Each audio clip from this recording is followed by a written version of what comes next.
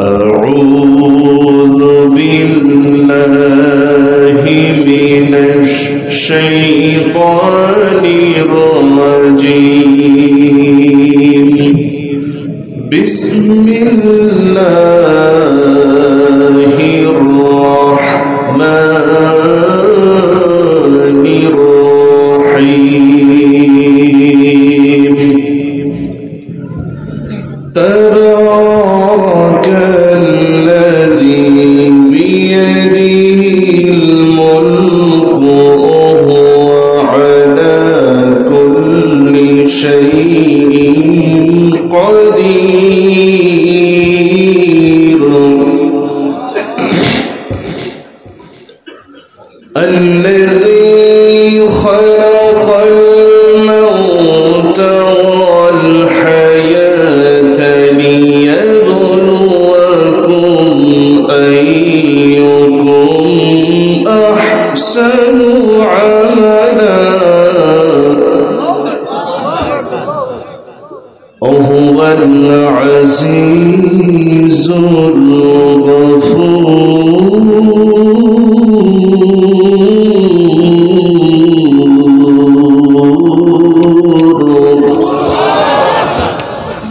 الله أكبر بسم الله الرحمن الرحيم إن الله وملائكته يصلون على النبي يا أيها الذين آمنوا صلوا عليه وسلموا تسليما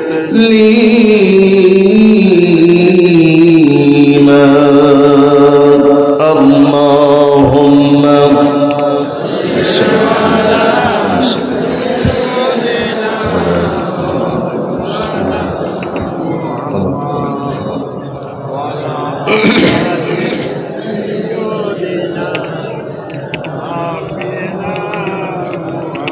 একটু মোহাব্বত দিয়ে প্রিয় নবীজির প্রেমে মাতোয়ারা হয়ে জবান খুলে উচ্চ আওয়াজে একসঙ্গে সবাই বলে উঠছি আল্লাহুম্মা সাল্লি আলা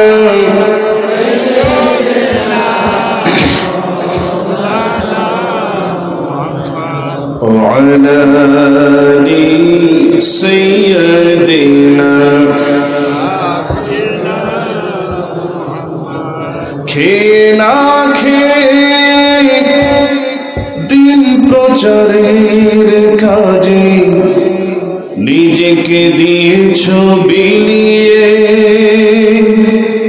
তাই ফের কাফেরেরা চিনল না এ আলো দুষ্ট ছেলেদের পিছু দিল লেলিয়ে পাথরের আঘাতে ক্ষত বিক্ষত হয়ে সারা শরীর থেকে রক্ত ঝরে হে রাসূল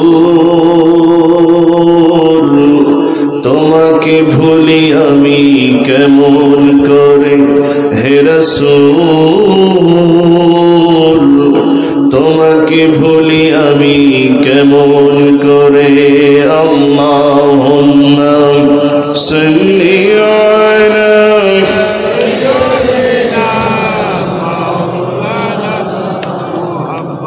وعلى آل سيدنا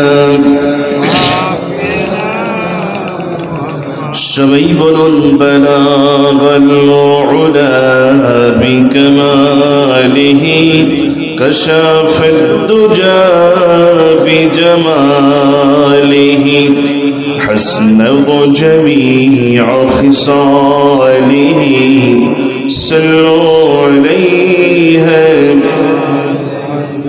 أولئك فلتم بلبل का तरन्नुम भी न हो, जिम्मे दहर में कलियों का तबस्सुम भी न हो, बलागल उला बिकमालिही कशफत तुजा बिजमालिही, हस्नब जमीअ खिसालिही, सल्लु अलैहि अल्लाहुम्मा आमीन। ربنا ظلمنا أنفسنا وإن لم تغفر لنا وترحمنا لنكونن من الخاسرين। আল্লাহ তাআলা ঐতিহ্যবাহী জয়পুরহাট জেলার সদর আজকের এই পূর্ব বাজারে ব্যবসায়ী কর্তৃক আয়োজিত বিশাল এই তাফসীরুল কোরআন মাহফিলের ময়দানে বসে আমরা কিছু গুনাহগার তোমার প্যারা হাবিব পাকের উপরে কয়েক মর্তবা দরুদ সালাম পড়েছি। মেহেরবানি করে দরুদ সালাম যখন সোনার মদিনায় নবী পাকের রওজা মোবারকে পৌঁছায় দাও। तमाम বিশ্বের মাটির নিচে যত মুমিন মুমিনাত আছেন তাদের আরওয়ার পরে সব পৌঁছায় দাও। আল্লাহ তাআলা এই মাহফিলের আয়োজন যারা করেছেন আর শোনার জন্য যারা এসেছেন, কিয়ামতের দিন মুসিবতের সময় এই মাহফিল আমাদের সকলের জন্য নাজাতের ওসিলা বানায় দিও ইয়া রব। करम तू अगर करे ओ बातें ज़ुबान को जो दिल पर असर करे, तक़ब्बल मिन्ना इन्नका अंतस समीउल अलीम, वतुब अलैना इन्नका अंतत तव्वाबुर रहीम। सुब्हान रब्बिका रब्बिल इज्जति अम्मा यसिफून व सलामुन अलल मुरसलीन वल्हम्दुलिल्लाहि रब्बिल आलामीन। আমার জীবন তোমার রঙে দাও রাঙিয়ে দাও, আমার জীবন তোমার রঙে দাও রাঙিয়ে দাও। হেরার আলোয় পাপের কালো, হেরার আলোয় পাপের কালো নাও মুছিয়ে নাও, নাও মুছিয়ে নাও। আমার জীবন তোমার রঙে দাও রাঙিয়ে দাও। আলহামদুলিল্লাহ। ঐতিহ্যবাহী জয়পুরহাট জেলার গুরুত্বপূর্ণ একটি জায়গা পূর্ব বাজার ব্যবসায়ী কর্তৃক আয়োজিত 19তম বার্ষিকী তাফসীরুল কোরআন মাহফিল 2025 মহতী আয়োজনের সম্মানিত সুযোগ্য শ্রদ্ধাভাজন সভাপতি জনাব হযরত মাওলানা মুহাম্মদ আব্দুল হাকিম দামাত বরকাতুহুম, অধ্যক্ষ হানাইল নোমানিয়া কামিল মাদ্রাসা। দোয়া করছি আল্লাহ পাক মাননীয় সভাপতি মহোদয়ের হায়াত এবং রিজকে বরকত দান করুন, বলছি আমিন। আজকের প্রোগ্রামের প্রধান অতিথি যিনি এতক্ষণ পর্যন্ত অত্যন্ত গুরুত্বপূর্ণ কথা বলেছেন এবং কোরআন ও হাদিস থেকে রেফারেন্স দিয়ে, আসলে এরকমই তো আমাদের সবটা প্রত্যেকটা জায়গায় দরকার, নাকি বলেন? কারণ মরহুম ডক্টর শহীদুল্লাহ একজন ভাষাবিদ পণ্ডিত, তিনি বলেছিলেন যে পৃথিবী থেকে তুমি যত ডিগ্রি অর্জন করো না কেন, তোমার ভিতরে যদি কোরআনের জ্ঞান না থাকে, তুমি পণ্ডিত ঠিক আছে, তবে তুমি মূর্খ পণ্ডিত। তবে কোরআনের জ্ঞান যার ভিতরে আছে তিনি আসল পণ্ডিত। আমরা লক্ষ্য করেছি আজকের প্রোগ্রামের প্রধান অতিথি জনাব মোহাম্মদ আব্দুল ওয়াহাব, জনাব প্রধান অতিথি মহোদয়ের বক্তব্যের মধ্যে আমরা বুঝতে পেরেছি আল্লাহ পাক তাকে কোরআনের জ্ঞান দান করেছেন। এবং আমরা বিশ্বাস করি যে এই কোরআনের জ্ঞান ভিতরে থাকার কারণে শুধু জয়পুরহাট নয়, এই বাংলার জমিনে যে কোনো জায়গায় যেখানেই তিনি দায়িত্ব পালন করবেন, তার অধীনে ওই অঞ্চলের মানুষগুলো যে ধর্মেরই হোক সবাই নিরাপত্তা পাবে। কথা বলুন ঠিক কিনা? জান ও মালের শতভাগ নিরাপত্তা নিশ্চিত হবে, এটাই আমরা বিশ্বাস করি। দোয়া করছি তার জন্য আল্লাহ পাক তার হায়াত ও রিজকে বারাকা দান করুন এবং তাকে হযরতে ওমরের মতো জনগণের খাদেম বানিয়ে দিন, বলছে আমিন। আজকের প্রোগ্রামে আরো যারা অতিথিবৃন্দের মধ্যে আছেন, জনাব আব্দুল হাকিম মন্ডল, সভাপতি, Joypurhat chamber of commerce and industry. এরপর জনাব আমিনুল বারী, সাবেক পরিচালক, FBCCI ঢাকা। এরপরে আজকের প্রোগ্রামের আমন্ত্রিত উলামায়ে কেরাম, ফাদল আযম, বিশেষ করে আমার পূর্বে যিনি কথা বলেছেন হযরত মাওলানা মুহাম্মদ সাইদুর রহমান, মুফতি হেরাইল নোমানিয়া কামিল মাদ্রাসা ও খতিব, পূর্ব বাজার জামে মসজিদ, জয়পুরহাট। এছাড়াও এই প্রোগ্রামের ব্যাপারে যার মাধ্যমে অঞ্চলে আমি আসতে পেরেছি, আল্লাহ কবুল করেছেন, যার কথা না বললেই নয়, তার মধ্যে অন্যতম হচ্ছেন আমার প্রিয় ভাই হাফেজ আব্দুল হামিদ ভাই। আছেন নাকি? মাশাআল্লাহ। এরপরে জাফর ভাই আছেন? আচ্ছা, উনিও যোগাযোগ করেছেন। এরপর আব্দুল বাতেন ভাই, আপনারা অবশ্যই চিনে থাকবেন সবাই। তো উনি তো আরো আসলে অমায়িক মানুষ দেখলেই বোঝা যায় সহজ সরল। আব্দুল বাতেন ভাই খুব সোজা সাপটা মানুষ, অত্যন্ত চমৎকার মানুষ। তো আসলে এই প্রোগ্রামগুলো আঞ্জাম দেওয়া অনেক কষ্টকর। তো যারাই শরীক ছিলেন কমিটির ভিতরে, তারা তাদের সকলকে সহ আমার সামনে আজকে যারা উপস্থিত হয়েছেন, এই পূর্ব বাজারের ব্যবসায়ী সমিতি অথবা যে সংগঠন আপনাদের আছে, এই সংগঠনের প্রত্যেক ব্যবসায়ী সহ অত্র অঞ্চলের আশেপাশে এলাকা থেকে আগত দিনদার ইমানদার আল্লাহওয়ালা তাওহীদবাদী আমার প্রিয় দিনী ভাইরা, পর্দায় আছেন এলাকার সম্মানিত মা ও বোনেরা, আলোচনা অনুষ্ঠানে আনুষ্ঠানিকতার মধ্য দিয়ে আমি আবার আমার পক্ষ থেকে ভক্তিপূর্ণ সালাম পেশ করছি। আসসালামু আলাইকুম ওয়া রাহমাতুল্লাহি ওয়া বারাকাতুহু। আমি একটু জানতে চাচ্ছি সকলে কেমন আছেন? ভালো রাখার মালিক কে? মন্দ রাখার মালিক সকল অবস্থায় বান্দার শুকরিয়া আদায় করবে কার? আসুন আগে ওই আল্লাহর শুকরিয়া আদায় করে নেই, যে মহান তাবারক ওয়া তাআলা আমাকে আপনাকে সারাদিনের কর্মব্যস্ত থেকে পাড়ি দিয়ে যে সময় ক্লান্ত শ্রান্ত এই শরীরটাকে বিশ্রাম দেওয়ার জন্য আমরা আরামের বিছানায় যেতাম, ঠিক সেই মুহূর্তে আরামের বিছানাকে মাইনাস করে শুধুমাত্র কোরআনের জন্য, কোরআনের আকর্ষণ এই জায়গায় একত্রিত করেছেন, আমরা সমবেত হয়েছি। সেই মহান তাবারক ওয়া তাআলার জন্য শুকরিয়া দান করছি, আলহামদুলিল্লাহ। আর একবার বলছি আলহামদুলিল্লাহ। বলছি রব্বানা লাকাল হামদ হামদান কাসীরান তাইয়িবান মুবারাকান ফীহি ইয়া রাব্বি লাকাল হামদু কামা ইয়ানবাগি লিজালালি ওয়াজহিকা ওয়া আযীমি সুলতানিক।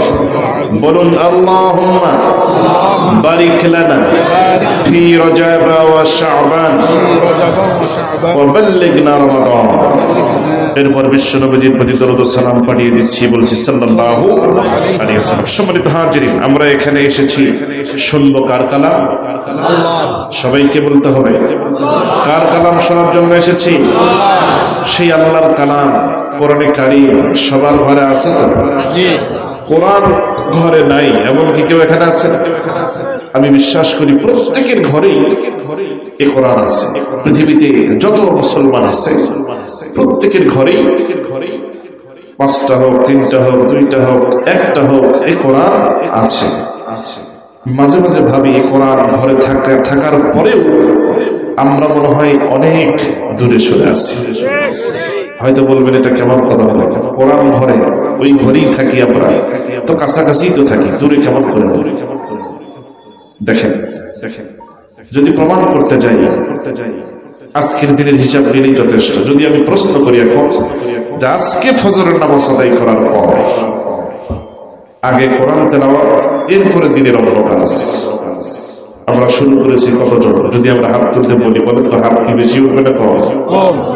খুবই কম উঠবে। খেয়াল করুন, তার মানে কোরআন ঠিকই আছে, আমরা কোরআন থেকে অনেক দূরে সরে আছি। কবিতায় আফসোস করে বলতেছে, দেখেন ও জামানা মে মুআজ্জাজ থি মুসলমান হোকর,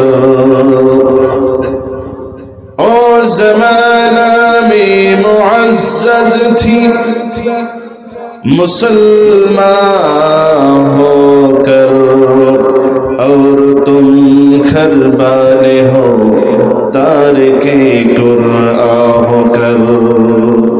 সে যুগের মুসলমান কোরআনে কারীমকে মর্যাদা দেওয়ার কারণে, কোরআনে কারীমকে সম্মান করার কারণে, এই কোরআনে কারীমকে নিজেদের জীবনে মেনে নেওয়ার কারণে গোটা পৃথিবীতে তারা সম্মানিত হয়েছিলেন, মর্যাদাবান হয়েছিলেন, গোটা বিশ্বকে তারা শাসন করেছিলেন। কিন্তু আজকের পৃথিবীতে সেই মুসলমান ঠিকই আছে, সেই কোরআন ঠিকই আছে, কিন্তু আজকের মুসলিম জাতি এই কোরআনকে যথাযথভাবে সম্মান না করার কারণে, যথাযথভাবে মর্যাদা না দেওয়ার কারণে জীবনের প্রত্যেকটি জায়গায় ব্যক্তি, পরিবার, সমাজ এবং রাষ্ট্র প্রত্যেকটি ক্ষেত্রে কোরআনকে মেনে না নেওয়ার কারণে গোটা পৃথিবীতে মুসলমানেরাই আজ লাঞ্ছিত, অপমানিত হচ্ছে। এ কথা ঠিক না বেঠিক? এমনটা তো হওয়ার কথা ছিল না। বিশেষ করে দ্বিতীয় বৃহত্তম এই মুসলিম জনপদ, এখানে তো এমনটা হওয়ার কথা ছিল না। আমি আশ্চর্য হয়ে যাই মাঝে মাঝে, যেটা আবার কোন ধরনের মুসলিম জনপদ? পৃথিবীতে 2 শতাধিক রাষ্ট্রের ভিতরে যেখানে দ্বিতীয় বৃহত্তম মুসলিম জনপদ বলা হয় এই বাংলাদেশকে, সেখানে স্বাভাবিকভাবেই আমার আপনার জন্মের পর থেকে এই দৃশ্য দেখা আমার আপনার পাওনা ছিল যে অন্তত এই জমিন অন্য দেশের হিসাব না, অন্তত এই জনপদ চলতেছে আল্লাহর নিয়ম নীতি নিয়ে। কথা বলুন ঠিক কিনা? এই দৃশ্য দেখা আমাদের অধিকার ছিল কিনা, পাওনা ছিল কিনা? কিন্তু আমরা কি দেখতে পাচ্ছি? আসল কথা হচ্ছে নামে মুসলিম জনপদ, বাস্তবে আমরা মুসলিম হতে পারি না। আমরা তৈয়ার মুসলমান, মানে রেডিমেড।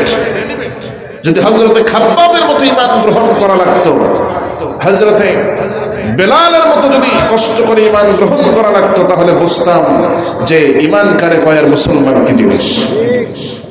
আজকে দেখেন আমরা যারা মার খাই, আমরা যারা নির্যাতিত হই, আমরা যারা জেলে যাই, আমরা মুসলমান। আবার আমাদেরকে যারা ধরে, আমাদের যারা মারে, আমাদের যারা রক্ত ঝরায়, আমাদের যারা জেলে দেয়, আমাদের যারা ফাঁসিতে ঝুলায়, ওরাও কিন্তু মুসলমান।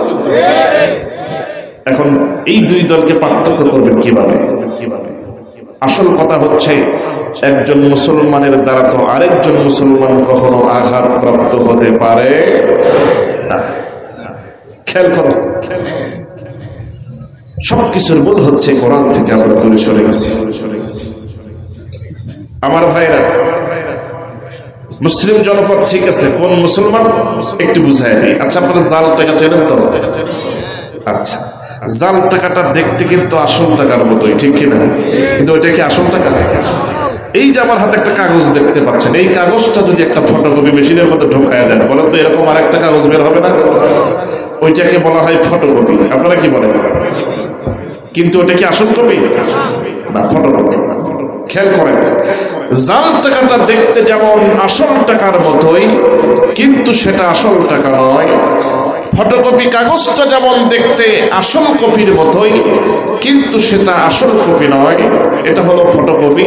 তাহলে আমরা যারা মুসলমান বর্তমানে আছি, আমরাও দেখতে আসল মুসলমানের মতোই, আসলে আমরা আসল মুসলমান হতে পারিনি, আমরা হলাম ওই জাল টাকা মার্কা আর ওই ফটোকপি মার্কা মুসলমান।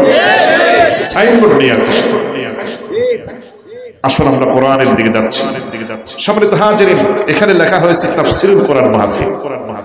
আসলে তাফসীর করার মতো যে ইলম, যে পাণ্ডিত্য, যে বয়স প্রয়োজন, আমি তো মনে করি তার কোনোটাই আমার ভিতরে নাই। আমি কোরআনের খুবই নগণ্য ক্ষুদ্র একজন ছাত্র হওয়ার চেষ্টা করছি। এই কোরআনের ব্যাখ্যা তো এই জমিনে তারাই দিয়েছেন, আপনারা তো তার সাক্ষী, যারা তাদের সুললিত কণ্ঠে প্রাঞ্জল ভাষায় আসমানি কিতাবের এই বাণীগুলো মানুষের সামনে উপস্থাপন করেছেন এবং তাদের সুমধুর কণ্ঠে আল্লাহর কালাম শুনে একজন নয়, দুইজন নয়, শত শত অমুসলিম ভাই বোনেরা নিজেদের বাপদাদার ধর্মকে পরিত্যাগ করে ইসলামের সুশীতল ছায়াতল আশ্রয় গ্রহণ করেছে। আজকে আফসোসের সঙ্গে বলতে হয়, লজ্জা নিয়ে বলতে হয়, ওই একনিষ্ঠ দ্বীনের দায়ী, ওই একনিষ্ঠ দ্বীনের মুফাসসির, কোরআনের সঠিক তাফসীর কারো, যাদের সঙ্গে জামানার সর্বনিকৃষ্ট জুলুম করা হয়েছে, কথা বলেন ঠিক কিনা? তারাই আসল তাফসীর কারো ছিলেন। আমরা তাদের ধারে কাছে কখনো যেতে পারবো না। তবে কথা ঠিক, কিয়ামত পর্যন্ত যত জ্ঞানী ব্যক্তি আসুক, পণ্ডিত ব্যক্তি আসুক, এই কোরআনের ব্যাখ্যা বলে লিখে কেউ কোনোদিন শেষ করতে। এই কথা কে বলেছেন? আল্লাহ। আল্লাহ রাব্বুল আলামিন বলেন, কুল লাউ কানাল বাহরু মিদাদান লিকালিমাতি রাব্বি লানাফিদাল বাহরু ক্বাবলা আন تنفد كلمات ربي ولو جئنا بمثله مددا আল্লাহ রাব্বুল আলামিন বলেন, तमाम দুনিয়ার সমস্ত সমুদ্র আর মহাসমুদ্রের পানিগুলো যদি একত্রিত করে কালি বানানো হয়, আর তাই দিয়ে যদি আমার এই কালামের ব্যাখ্যা লেখা যদি শুরু হয়ে যায়, লিখতে লিখতে সমস্ত সাগর মহাসাগরের পানিগুলো ফুরিয়ে যাবে, আমার এই কালামের ব্যাখ্যা লেখা কোনোদিন শেষ হবে না। সেই আযীম কিতাবের ৬৭ নম্বর সূরা, সূরা মুলক, কি নাম্বারে? তো সূরা মুলক থেকে প্রথম দিকের মাত্র 2টি আয়াত আমি তেলাওয়াত করেছি। এর উপর ভিত্তি করে কিছু কথা বলার চেষ্টা করব। আল্লাহ পাক যেন আমাকে আমলের নিয়তে বলার, আপনাকেও যেন আমলের নিয়তে শোনার তৌফিক দান করেন, বলছে আমিন। দেখুন, মুলক শব্দের অর্থ হচ্ছে রাজত্ব, কর্তৃত্ব, ক্ষমতা, পাওয়ার। বলেন তো এই সবগুলোই মূলত কার হাতে? আল্লাহর হাতে। যদি বলেন নাকি মানুষের হাতে? দেখেন, এই পৃথিবীতে যত অশান্তি, এই অশান্তির মূল হচ্ছে এই পাওয়ার, এই ক্ষমতা। কথা বলেন ঠিক কিনা? এই ক্ষমতা নিয়ে যত মারামারি, কারাকারি। দেখেন, মানুষ মানুষকে বাঁচাবার জন্য যত না কিছু আবিষ্কার করেছে, তার চাইতে বেশি মানুষ মানুষকে ধ্বংস করার জন্য বহু গুণে মারণাস্ত্র তৈরি করেছে, শুধু ক্ষমতাকে টিকিয়ে রাখার জন্য। আমার ভাইরা, রাজত্ব মূলত আল্লাহর হাতে। আসুন না দেখি আল্লাহ পাক কি বলছেন। আল্লাহ রাব্বুল আলামিন বলেছেন, তাবারাকাল্লাযী বিয়াদিহিল মুলকু ওয়া হুয়া আলা কুল্লি শাইইন কাদির। বরকতময় সেই মহান সত্তা, যার হাতে সমস্ত ক্ষমতা, রাজত্ব, পাওয়ার, সমস্ত কর্তৃত্ব যার হাতে। আর একটা বার বলুন, সমস্ত কর্তৃত্ব, রাজত্ব মূলত কার হাতে? তার মানে বোঝা গেল আল্লাহরও হাত আছে না নাই? সবাই বলে। এখন সেই হাত কি আমাদের মতো নাকি? আমাদের মতো নয়। এবার একটু আসুন হাদিসের ভিতরে চলে যাই, এই ব্যাপারে কোনো তথ্য আছে কিনা। হযরত আবু হুরায়রা রাদিয়াল্লাহু তাআলা আনহু থেকে বর্ণিত হাদিস, রাসূল করিম সাল্লাল্লাহু আলাইহি ওয়াসাল্লাম বলেছেন, হাদিসে কুদসির মধ্যে এসেছে, আল্লাহ পাক বলেন, আমি যখন কোন বান্দাকে ভালোবাসি, আমি যখন কোন বান্দার হয়ে যাই, আমি তখন তার চোখ হয়ে যাই, আমি তখন তার কান হয়ে যাই, আমি তখন তার পা হয়ে যাই, আমি তখন তার হাত হয়ে যাই। সুবহানাল্লাহ। তারপরে আল্লাহর চোখ কান হাত পা আছে না নাই? আছে। এখন সেটা কেমন হাত? খেয়াল করেন, আমরা একটা ইতিহাস মানে থেকে যদি একটা পয়েন্ট বের করি বুঝতে পারবো সেখানে কি রহস্য লুকিয়ে আছে। আচ্ছা, সকলে কিন্তু আমরা মূসা আলাইহিস সালাম এবং ফেরাউনের ইতিহাস জানি কিনা? আচ্ছা, ওই যে শিশু অবস্থায় মূসা আলাইহিস সালাম যে ফেরাউনকে একটা থাপ্পড় মারল আর বেহুশ হয়ে পড়ে গেল, এই ঘটনা জানেন না সবাই? আচ্ছা বলেন তো, এখানে একটা মানে রহস্য আছে। একটা শিশু থাপ্পড় মারলে কি কেউ বেহুশ হয়ে পড়ার কথা বলে? তাও আবার ফেরাউন? এখানেই তো রহস্য। পরবর্তী সময় আল্লাহ রাব্বুল আলামিন বলছেন পয়গম্বর মুসাকে, তুমি কি ধারণা করেছো তুমি থাপ্পড় মেরেছো, চড় মেরেছো আর ফেরাউন বেহুশ হয়ে পড়ে গেছে? না, তুমি তো নিজেই ছিলে দুর্বল, তুমি নিজেই ছিলে শিশু, তুমি তো শুধু হাতটা দিয়ে নাড়া দিয়েছো, আর তোমার ওই হাতের সঙ্গে আমি আল্লাহ রাব্বুল আলামিনের কুদরতি হাতটাও ছিল। তার মানে আল্লাহর হাত আছে, সেটা কি হাত? কুদরতি হাত। অতএব এই কুদরতি হাত দিয়ে এখন আর মূসা আলাইহিস সালামের হাত নাই, সেটা কার হাত হয়ে গেছে? আল্লাহর কুদরতি হাত হয়ে গেছে। এর কারণে থাপ্পড় মারার কারণে ফেরাউন বেহুশ হয়ে জমিনে পড়ে গেছে। পৃথিবীর সমস্ত স্বৈরাচারদের এ কথা জেনে নেওয়া দরকার, ইতিহাস থেকে শিক্ষা নেওয়া প্রয়োজন।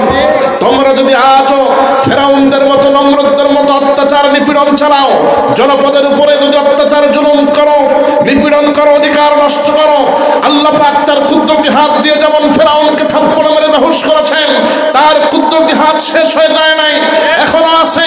আবার যদি তোমরা অত্যাচার নিপীড়ন চালাও জনপদের উপরে, আল্লাহ পাক তার কুদরতি হাত দিয়ে থাপ্পড় মেরে জমিন থেকে বিদায় করে দেবে। কথা বলেছেন কিনা? এজন্যই সাবধান হওয়ার দরকার। ইতিহাস থেকে মানুষ শিক্ষা দিতে চায় না, বড়ই অকৃত। আমার বন্ধুগণ খেয়াল করুন, পরবর্তী অংশে আল্লাহ রাব্বুল আলামিন বলছেন, ওহুয়া আলা কুল্লি শাইইন কাদির, তিনি সকল কিছুর উপরে সর্বশক্তিমান। এতে কোনো সন্দেহ আছে কি? আচ্ছা বলেন তো, আল্লাহ পাক যদি কোনো কাজ করতে চান তাহলে কত বছর সময় লাগতে পারে? মুহূর্ত। অনেকে মনে দ্বিধাদ্বন্দ্বে পড়ে গেছে, মুহূর্ত না, আসলে এটাই কিন্তু প্রকৃত মুমিনের জবাব। আল্লাহ পাকের কোনো সময়, আল্লাহ রাব্বুল আলামিন বলেন, ইন্নামা আমরুহু ইযা আরাদা শাইআন আইয়াকুলা লাহু কুন ফায়াকুন। আল্লাহ রাব্বুল আলামিন যদি কোনো কাজ করতে চান, তিনি শুধু আদেশ করবেন, বলবেন কুন, হয়ে যাও, সঙ্গে সঙ্গে তা হয়ে যায়। সুবহানাল্লাহ। আমার ভাইয়ের প্রমাণ আর কত নেব, এই প্রমাণ আর কত নেব?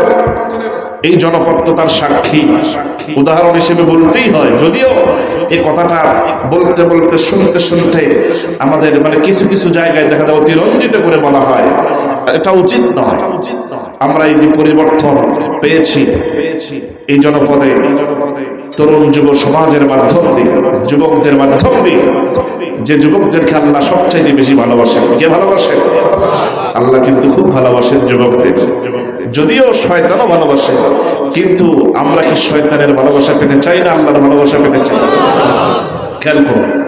তাহলে এমন কোন মানে পথ নাই, এমন কোন বাহিনী নাই যে যুব সমাজকে দমন করার চেষ্টা করা হয়নি উপর মহল থেকে, দেশি বিদেশি ষড়যন্ত্রের মাধ্যমে। কিন্তু আল্লাহ পাক পরিকল্পনা আগেই করে রেখেছেন যে আমি পরিকল্পনা করলাম, যদি এই জনপদের লোকেরা এরা যদি আমার নিয়ম নীতির মধ্যে, মানে আল্লাহ পাক তো নিয়ম ছাড়া কোনো কাজ করেন না, এমনিতে আল্লাহ পাক কিছু করবেন না। কোন জনপদ থেকে কোন জুলুমকে, কোন জালিমকে বিদায় করতে হলে অন্তত পক্ষে কমপক্ষে 2টা শর্ত পূরণ করাই লাগবে। কয়টা? এটা হচ্ছে আল্লাহর নীতি, আল্লাহর নিয়ম। কমপক্ষে 2টা শর্ত। সেটার একটা হচ্ছে ঐক্যবদ্ধভাবে সীসা ঢালা প্রাচীরের মতো কিছু লোককে দাঁড়িয়ে যেতে হবে, আরেকটা হচ্ছে কিছু লোককে শহীদের নজরানা পেশ করতে হবে।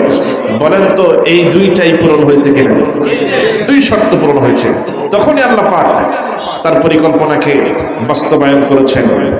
এই ক্ষেত্রে বলেন তো দেখি, যুব সমাজ নিরস্ত্র, অসহায়, তাদের হাতে কোনো অস্ত্র নাই, তারপরেও তাদের বিজয় হয়েছে কিনা? কে দিয়েছেন বিজয়? কে দিয়েছেন? পরিকল্পনা ছিল কার? আল্লাহর পরিকল্পনা সফল হয়েছে। এজন্য যুবক ভাইরা যারা আছেন, আমি আপনাদের করজোড়ে মিনতি করি, সবসময় সদা সর্বদা অন্যায়ের বিরুদ্ধে কথা বলবেন। আমাদের প্রত্যেককে বলতে হবে, যুবক আর বৃদ্ধ বলে কথা নয়। যদি আমরা অন্যায়ের বিরুদ্ধে কথা না বলি, নবীজি বলেছেন ও হচ্ছে টাটকা বোবা শয়তান। আমরা কি তা হতে চাই? সাহস করে আপনারা দাঁড়িয়েছেন, আমরা মুক্ত স্বাধীন হয়েছে, আরেকটা বার সাহস করে দাঁড়াতে হবে এই কোরআনকে বিজয়ী করার জন্য। রাজি আছেন তো সবাই? সাহস নিয়ে দাঁড়িয়েছ তাই মুক্ত হয়েছে জমিন, সাহস করে তুমি দাঁড়ালে আর একবার কায়েম হয়ে যাবে দিন। কথা বলা ঠিক কিনা? সাহস নিয়ে দাঁড়িয়েছ তাই মুক্ত হয়েছে জমিন, সাহস করে তুমি দাঁড়ালে আর একবার কায়েম হয়ে যাবে দিন। তাই নয় নয় নয় আর কোন ভয়, আনতে হবে দিনের বিজয়, দিনের বিজয়। যারা ভেবেছিল ছাড়বে না আর ক্ষমতার এই মসনদ, দেখেছে তারা রবের পাকড়াও কি করে করে নাস্তানাবুদ। কথা বলেন ঠিক কিনা? মানুষের সাথে যারা করেছে দুশ্মনী, করেছে বাড়াবাড়ি, দেশের বুকে তাদের হয়নি তো জায়গা, যেতে হলো মামার বাড়ি। মানুষের সাথে যারা করেছে দুশ্মনী, করেছে বাড়াবাড়ি, দেশের বুকে তাদের হয়নি তো জায়গা, যেতে হলো মামার বাড়ি। তাই নয় নয় নয় আর কোন ভয়, আনতে হবে দিনের বিজয়, কোরআনের বিজয়। লিল্লাহি তাকবীর, তাকবীর, নারে তাকবীর। আল কোরআনের আলো সংসদে চলো, দুনিয়ার মুসলিম এক হও, লড়াই করো। আমরা সবাই নবীর সালাম নারে তাকবীর। আল্লাহ কবুল করুন বলছে আমিন, আর ওদের বলছে আমিন। আমার ভাইরা, তাহলে কার পরিকল্পনা সফল হবে? আল্লাহরটা। এর পরবর্তী আয়াত আল্লাহ রাব্বুল আলামিন বলছেন, আল্লাযী খালাকাল মাউতা ওয়াল হায়াতা লিয়াবলুয়াকুম আইয়ুকুম আহসানু আমালা ওয়া হুয়াল আজিজুল গফুর।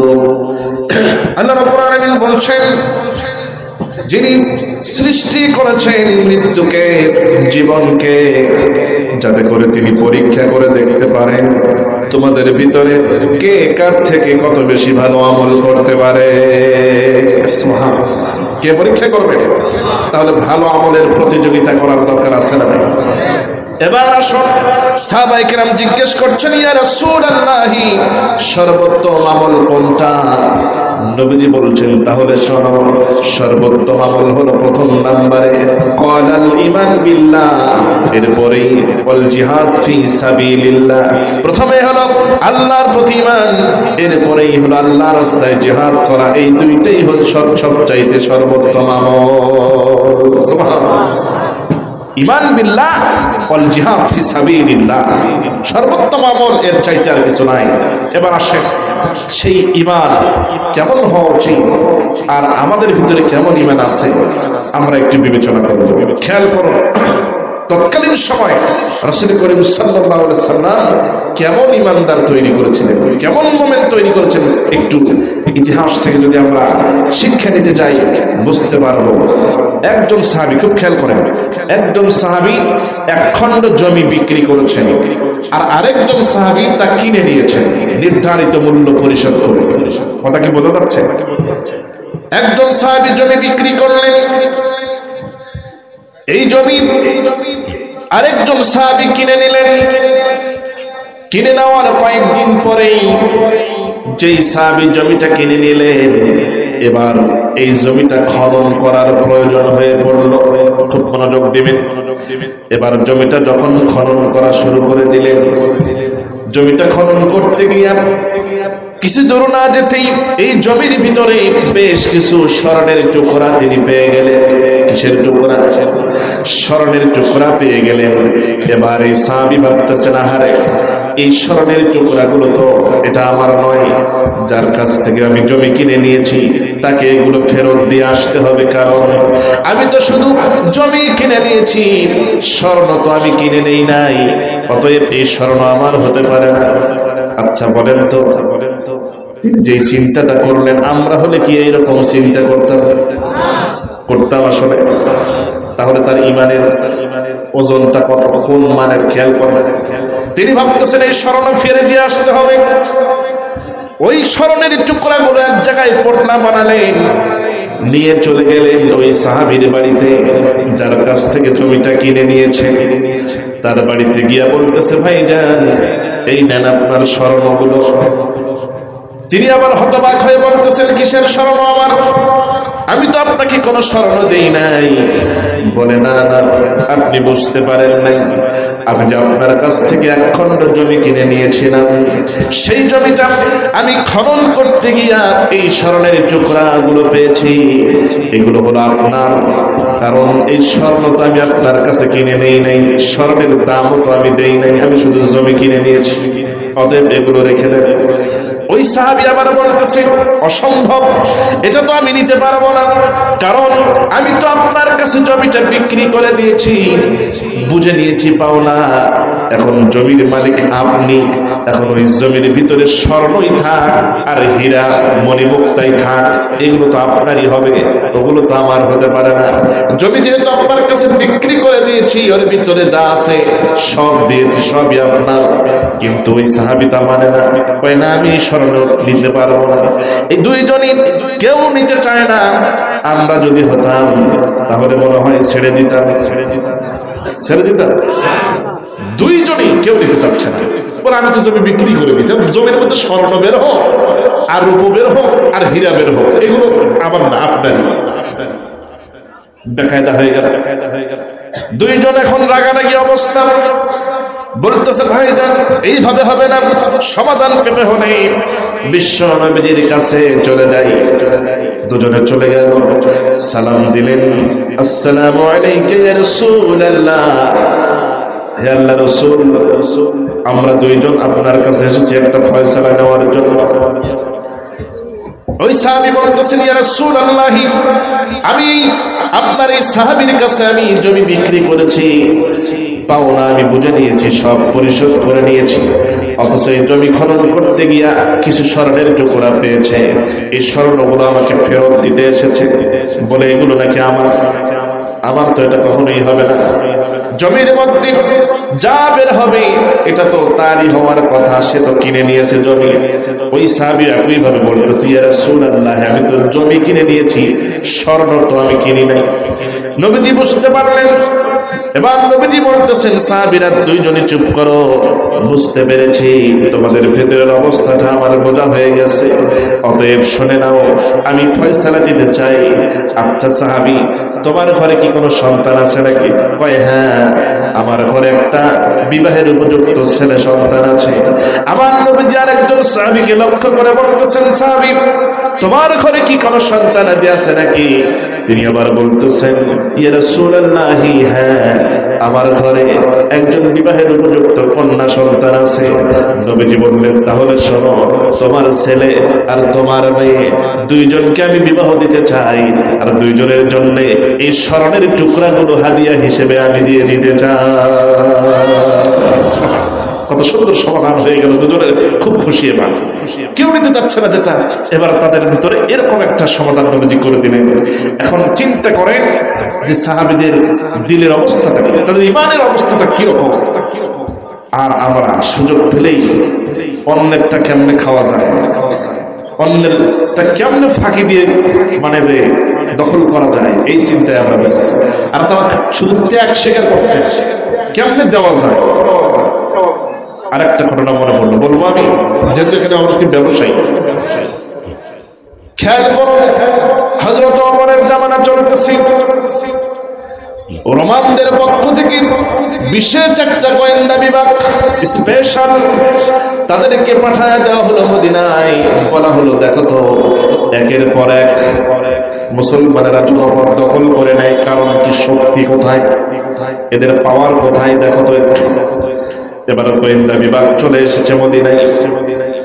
এবার এসে তখন এক একজন এক এক দিকে চলে যায়, তথ্য সংগ্রহ করে আসলে কারণটা কি, এদের চরিত্রটা কেমন একটু দেখতে চাই, আচার ব্যবহার কেমন, ওটা বসা লেনদেন কেমন, চলাফেরা কেমন, এটা তারা খুব ভালোভাবে পর্যবেক্ষণ করছে। হঠাৎ করে মদিনার কোনো একটা রাস্তার ধারে বাজারে এই গোয়েন্দা বিভাগের কয়েকজন সেখানে দাঁড়ানো, একজন সাহাবীর দোকানে, ওই সাহাবীর দোকানের পাশে আর একজন সাহাবীর দোকান। এবার ঘটনাক্রমে তারা সেখানে অবস্থান করছে। একের পর এক কাস্টমার আসে, এসে ওই দোকান থেকে খেজুর কেনে, আটা কেনে, এরকম কিসমিস কেনে, অনেক কিছু কিনে নেয়। যখন এরকম বিক্রি করতেছি, কাস্টমারেরা কিনে নিতেছি, হঠাৎ করে ওই সাহাবী খেয়াল করলেন, আহারে আমি তো অনেক বিক্রি করতেছি, কিন্তু আমার সামনে যে আরেকটা আমার দিনী ভাই, আমি খেয়াল করলাম তার দোকানে তেমন একটা বেচাকেনা হয় নাই। সে তার ঘরে তো আমার চাইতে অনেক সদস্য আছে, পরিবারের সদস্য বেশি, তার তো আজকের দিনে আমার যা বিক্রি হয়েছে, আজকের দিনের খোরাক হয়ে গেছে, আমার পরিবার চলবে ভালোভাবে। কিন্তু আমার ওই ভাইয়ের দোকানে কাস্টমার তেমন যায় নাই, তার বেচাকেনা তেমন হয় নাই, অতএব আমি আর আমার দোকানের জিনিস বিক্রি করব না, এখন থেকে আমি বন্ধ করে দিলাম, যাতে করে কাস্টমাররা ওই জায়গা থেকে কিনে নেয়। খেয়াল করেন তার মনের অবস্থা। আমরা কি এরকম ব্যবসায়ী হতে পারছি? বরং ফাঁকি দিয়ে আসেন, আসেন আমার কাছে আসেন, কথা বলেন ঠিক কিনা? চিন্তা করুন। এবার কাস্টমার আসি, বলে ভাই আটা দাও, খেজুর দাও, তেল দাও, কিসমিস দাও, বলে না বিক্রি বন্ধ, এখন আমি আর কিছু বিক্রি করবো না। কয় কেন? আপনার কাছে তো ওই যে আটা আছে, ওই তো খেজুর দেখা যায়, ওই তো তেল, দেবেন না কেন? সবই তো আছে। বলে না সবই আছে, কিন্তু আমি দিতে পারবো না। ওই যে ওই দোকানে চলে যাও, ওখানে সবই পাবে, ওখান থেকে কিনে নাও, আমার কাছে তোমরা নিতে পারবে না, আমি এখন বিক্রি করবো না, বিক্রি বন্ধ। কাস্টমাররা আশ্চর্য হয়ে ওই দোকানে চলে যায়, ওখান থেকে তারা কিনে নেওয়া শুরু করে, যে আসে তাকেই ওখানে পাঠায় দেয়, নিজে বিক্রি করে।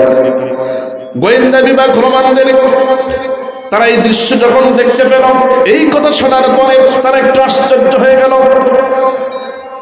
শেষ পর্যায়ে জিজ্ঞেস করেই ফেললো, কি ব্যাপার ভাইজান, আপনার কাছে তো সবই আছে, কিন্তু বিক্রি করলেন না কেন?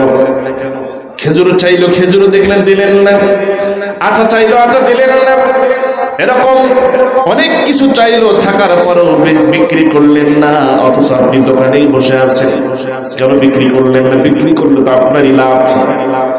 এবার দোকানদার সাহাবী বলতেছে, ও পথিক, ও মুসাফির, জানি না আপনার পরিচয়, তবে জেনে রাখেন আমি একজন মুসলমান, আমার ঈমান যা বলে আমি সেইভাবে চলি।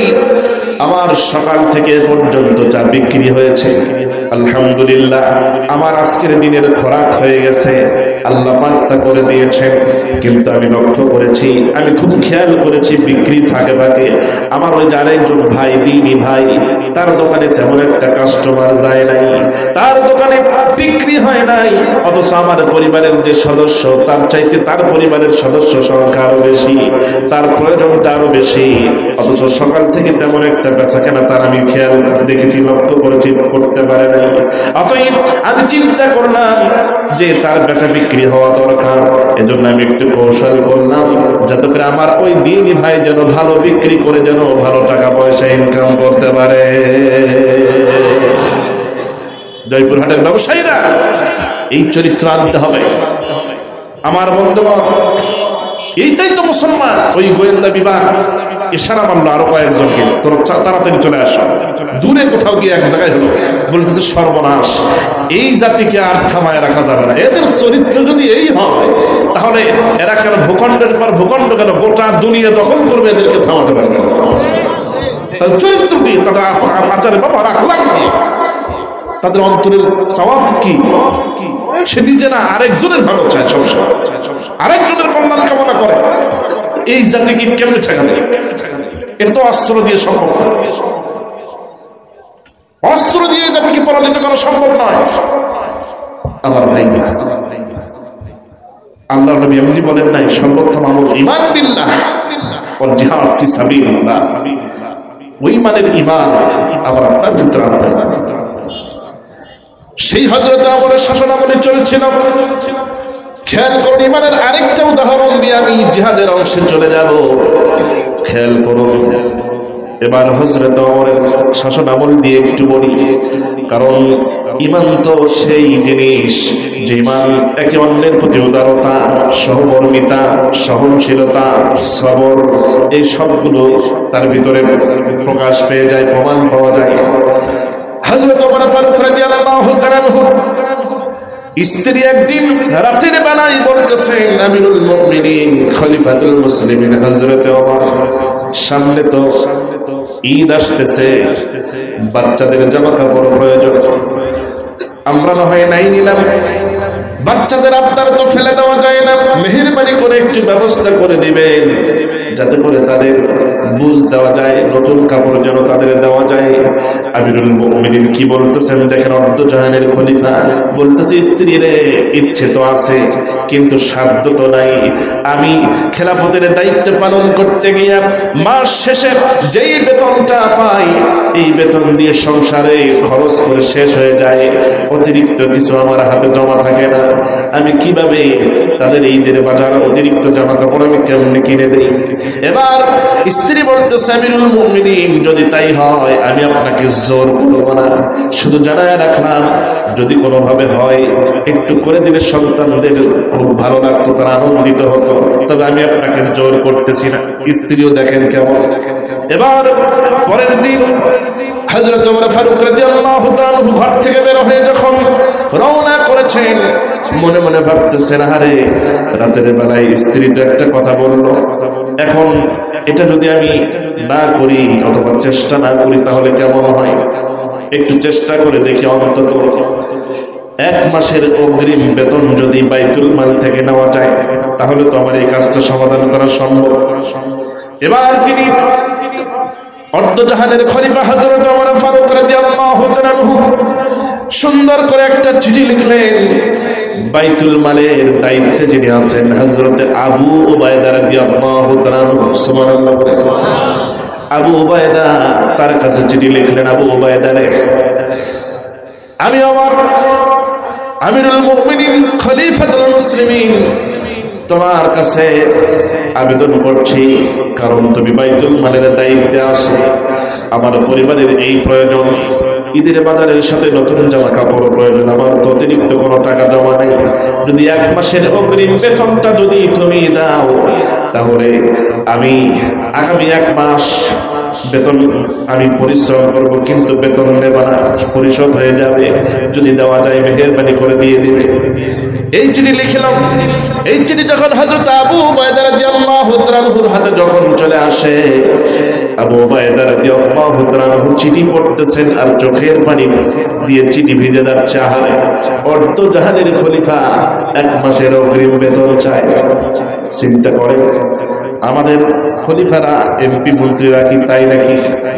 কথা বলেন তাই? চিন্তা করেন। আমার বন্ধুগণ, আবু উবাইদা রাদিয়াল্লাহু তাআলা কাঁদতেছেন আর চিঠির কথাগুলো পড়তেছেন। এবার তিনি কি করলেন? যদিও হযরত ওমর ফারুক রাদিয়াল্লাহু তাআলা আমিরুল মুমিনিন, তারপরেও হযরত আবু উবাইদা আল্লাহর নিয়ম নীতিকে ফলো করলেন, শরীয়তের বিধানকে ফলো করলেন। তিনি ভাবলেন, না, আমার আমিরুল মুমিনিন বলে তার কথা তো আমার কান দেওয়া যাবে না, আমাকে আল্লাহর নিয়ম নীতি ফলো করে চলতে হবে। এবার তিনি পাল্টা আরেকটা চিঠি লিখলেন। তিনি লিখলেন, আমিরুল মুমিনিন, আপনি যে আবেদন করেছেন অবশ্যই এটা যৌক্তিক, তবে অবশ্যই আমি আপনার আবেদন পূরণ করব, অবশ্যই অগ্রিম বেতন দেব। অন্তত 2টা প্রশ্নের জবাব আপনি আমাকে লিখে পাঠাবেন। কয়টা প্রশ্ন? 2টা প্রশ্নের জবাব আপনি লিখে পাঠাবেন। যদি আপনি সঠিক জবাব দিতে পারেন তাহলে অবশ্যই আমি অগ্রিম বেতন দিয়ে দেব। 1 নম্বরে তিনি লিখলেন, আমিরুল মুমিনিন, আগামী 1 মাস কাজ করে যে আপনি বেতন পরিশোধ করে দিবেন বলেছেন, আপনি যে আগামী 1 মাস জীবিত থাকবেন, বেঁচে থাকবেন, এর কোনো গ্যারান্টি আপনার কাছে আছে নাকি? একটু মেহেরবানি করে জানাবেন। 2 নম্বরে যেটা জানতে চাইলেন সেটা হলো, আমিরুল মুমিনিন হযরত ওমর, আগামী 1 মাস এই জনপদের লোকেরা আপনাকে যে খলিফা হিসেবে রাখবে, এর কোনো গ্যারান্টি আপনার কাছে আছে নাকি? যদি থাকে এই 2টা প্রশ্নের জবাব আপনি আমাকে দিবেন। আপনার জন্য বাইতুল মাল থেকে 1 মাসের অগ্রিম বেতন পৌঁছে দেওয়া হবে। তিনি এগুলো লিখতেছেন আর কাঁদতেছেন। আমার মায়েরা, এই চিঠি যখন হযরত ওমরের হাতে পৌঁছে যায়, তিনি পড়তেছেন, তিনিও কাঁদতেছেন। আহারে আবু উবাইদা, তোমার ঈমানের প্রশংসা করতে হয় না আবু উবাইদা। আহারে আবু উবাইদা, তুমি তো ঠিকই বলেছো, আগামী 1 মাস যে আমি বেঁচে থাকবো এর তো গ্যারান্টি আমার কাছে নাই। আর আগামী 1 মাস আমার এই জনপদের লোকেরা, মুসলমানেরা যে আমাকে খলিফা হিসেবে রাখবে, এরও তো গ্যারান্টি আমার কাছে নাই। আহারে আবু উবাইদা, তুমি কতই না সুন্দর প্রশ্ন করেছো আবু উবাইদা। আহারে, তিনি কথাও বলছেন, আবার নবীজিকে স্মরণ করে বলতেছেন, ইয়া রাসূলুল্লাহ, আপনি এমন সুন্দর লোক তৈরি করে গেছেন, এমন যোগ্য, সৎ, তাকওয়াবান, আল্লাহ ভীরু নেতৃত্ব তৈরি করে গেছেন। ইয়া রাসূলুল্লাহ, আমার জীবন সম্পদগুলো কুরবান হয়ে যাক আপনার জন্য। আবু উবাইদা রে, তুমি ঠিকই লিখেছো, আমার বেতন দরকার নাই, আমার যা হয় হবে, অগ্রিম বেতন আমি চাই না। তোমার মতো আবু উবাইদার মতো প্রত্যেকটা জায়গায় এরকম আল্লাহ ভীরু তাকওয়াবান নেতৃত্ব দরকার। সুবহানাল্লাহ। আর আমাদের প্রধানমন্ত্রী এমপিরা যদি হতো, তাহলে বলতো যে কিসের ব্যাংকের ম্যানেজার আর গভর্নর হয়ে ওকে চাকরি থেকে বরখাস্ত কর, আগে জেলে ঢোকা। কথা বল ঠিক কিনা? অগ্রিম বেতন চাইছি আর দিবে না। চিন্তা করেন। আর তারা কি চিন্তা করছে যে এরকমই তো দরকার, সব নেতৃত্ব। আমরা মুসলমান হিসেবে একটু খেয়াল করেন, আমরা কোন নেতার পেছনে ঘুরতেছি, কোন নেতাদের পেছনে আমরা ঘুরতেছি, কাদের অনুসরণ করতেছি? যাদের ভিতরে আমানতদারিতা নাই, যাদের ভিতরে আল্লাহর ভয় নাই, তাকওয়া নাই, আমরা তাদের পিছনে ঘুরতেছি। পরকাল তো বরবাদ হয়ে যাবে। কোন মুখ নিয়ে আল্লাহর সামনে দাঁড়াবো? অতএব আমাদের ঈমানটা ওই ধরনের, ওই মানের তৈরি করার চেষ্টা করতে হবে। সামান্য হায়াতের জিন্দেগি কিছুদিন, এই আসি এই নেই। অনেকে বলে আজ আসি কাল নাই, এই কথা ভুয়া কথা। এই আসি এই নেই, আজ আসি কাল নাই। আজ আসি কাল নাই মানে অনেক সময়ের, এত সময় থাকবো তার কোনো গ্যারান্টি আছে? আর এই আসি এই নেই, নবীজি বলেছেন ডানে সালাম ফিরিয়েছি, বামে ফেরাতে পারবো কিনা, আর কোনো গ্যারান্টি। তার মানে এই আসি এই নাই। আমার ভাইরা, আমাদেরকে ফিরে আসতে হবে। আমার বন্ধুগণ, এবার আসুন পরবর্তী জিহাদ ফি সাবিলিল্লাহ, আল্লাহর রাস্তায় জিহাদ করা। খেয়াল, যেমন ঈমান তেমনি আল্লাহর রাস্তায় জিহাদ করার কি প্রেরণা। খেয়াল করুন, আবু উবাইদার কথা যে বললাম, তার জীবনী থেকে একটু বলবো না। আবু উবাইদা রাদিয়াল্লাহু তাআলা আনহুর জীবনী থেকে একটু শোনায় নেই। তিনি হলেন আবু উবাইদা ইবনুল জাররাহ, পিতার নাম হলো জাররাহ। খেয়াল করেন, বদরের প্রান্তরে যুদ্ধ যখন শুরু হবে, আমার নবীজি কিন্তু বাছাই করে করে সাহাবীদেরকে নির্বাচন করেছেন, কারণ এই যুদ্ধটা হলো সর্বপ্রথম যুদ্ধ ইসলামের। কি যুদ্ধ? প্রথম যুদ্ধ, তাও আবার নিজেদের আত্মীয়দের সাথে। কারণ কুরাইশ মক্কার যারা আসছে সবাই আত্মীয় স্বজন, তাদের সাথে লড়াই করা লাগবে। এটা কি সহজ ব্যাপার? বলে, নিজেদের সাথে যুদ্ধ করা কি সহজ ব্যাপার? একটা হলো একদল ইসলামের পক্ষে, আর একটা কুফরি শক্তিতে আসতেছে। কারো বাবা, ছেলে, মামা, ফুপা সব আত্মীয় স্বজন রক্তের। এই জন্য আমার নবীজি সাহাবায়ে কেরামদেরকে কি বলবেন, কি বলে উদ্বুদ্ধ করবেন, এটাই ভেবে পাচ্ছেন না। একটা পর্যায়ে নবীজি বললেন, সাহাবীরা রাজিও হয়ে গেলেন। ইয়া রাসূলুল্লাহ, যে দিন থেকে আমরা জেনেছি লা ইউমিনু আহাদুকুম হাত্তা কুনা হাব্বা ইলাইহি মিন ওয়ালিদিহি ওয়া ওয়ালাদিহি ওয়ান নাসি আজমাইন।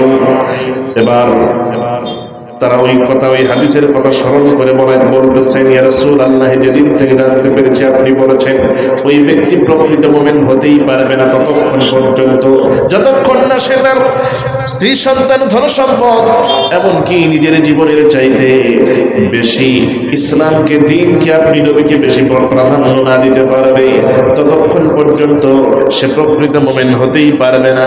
অতএব আমার ভাইরা, বলেন তো দেখি, আমার আগে আমার পাড়া প্রতিবেশী নাকি আমার নবী আগে? কথা বলেন, আমার সন্তান আগে না আল্লাহর দ্বীন আগে? আমার পরিবার আগে না ইসলাম আগে? কোনটা আগে? আল্লাহর দ্বীন আগে। এখানে অন্য কোনো কিছু আগে হতে পারে না। আল্লাহর দ্বীন, আল্লাহ রাসূলকে প্রাধান্য দিতে হবে। এবার সাহাবায়ে কেরাম রাজি হয়ে গেলেন। নবীজি বাছাই করে করে প্রথমে 311 জনকে পেলেন।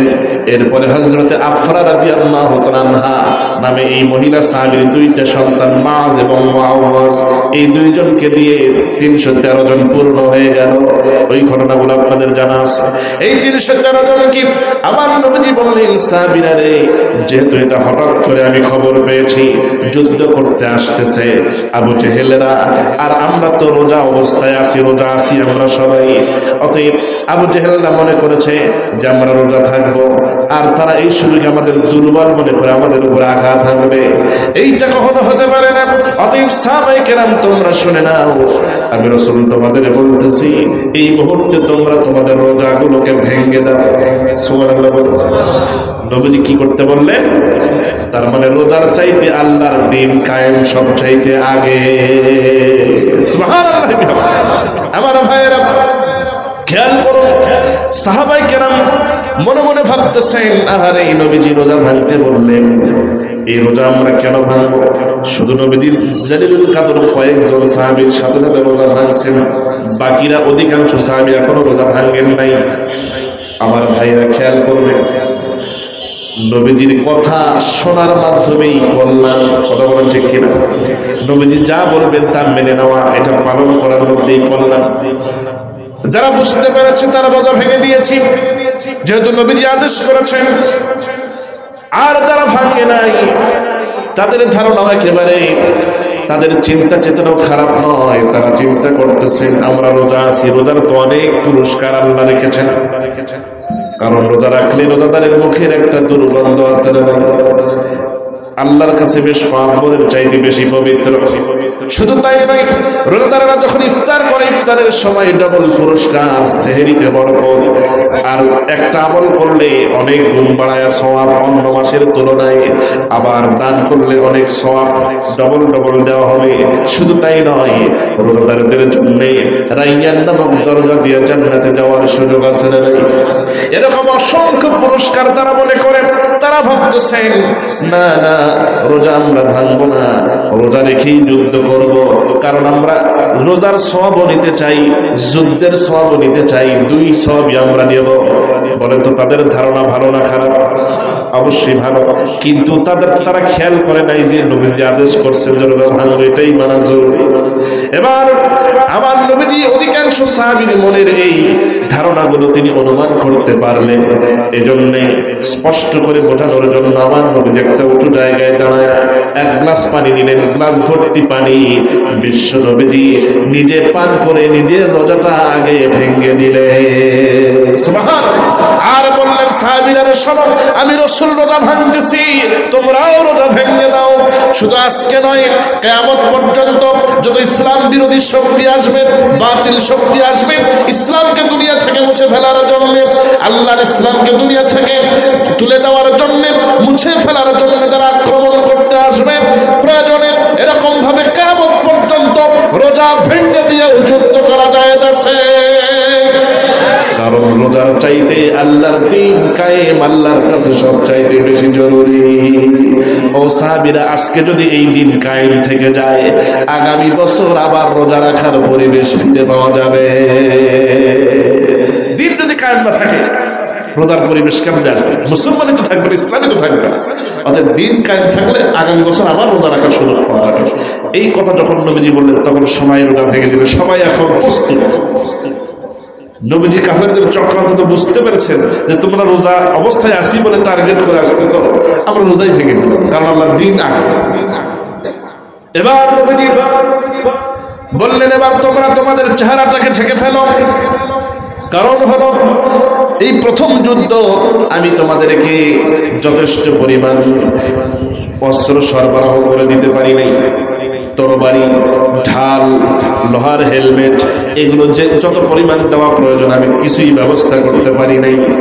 কারণ এটা হঠাৎ করে আমি খবর পেয়েছি, আর এটা হলো প্রথম যুদ্ধ, প্রস্তুতি নাই তেমন।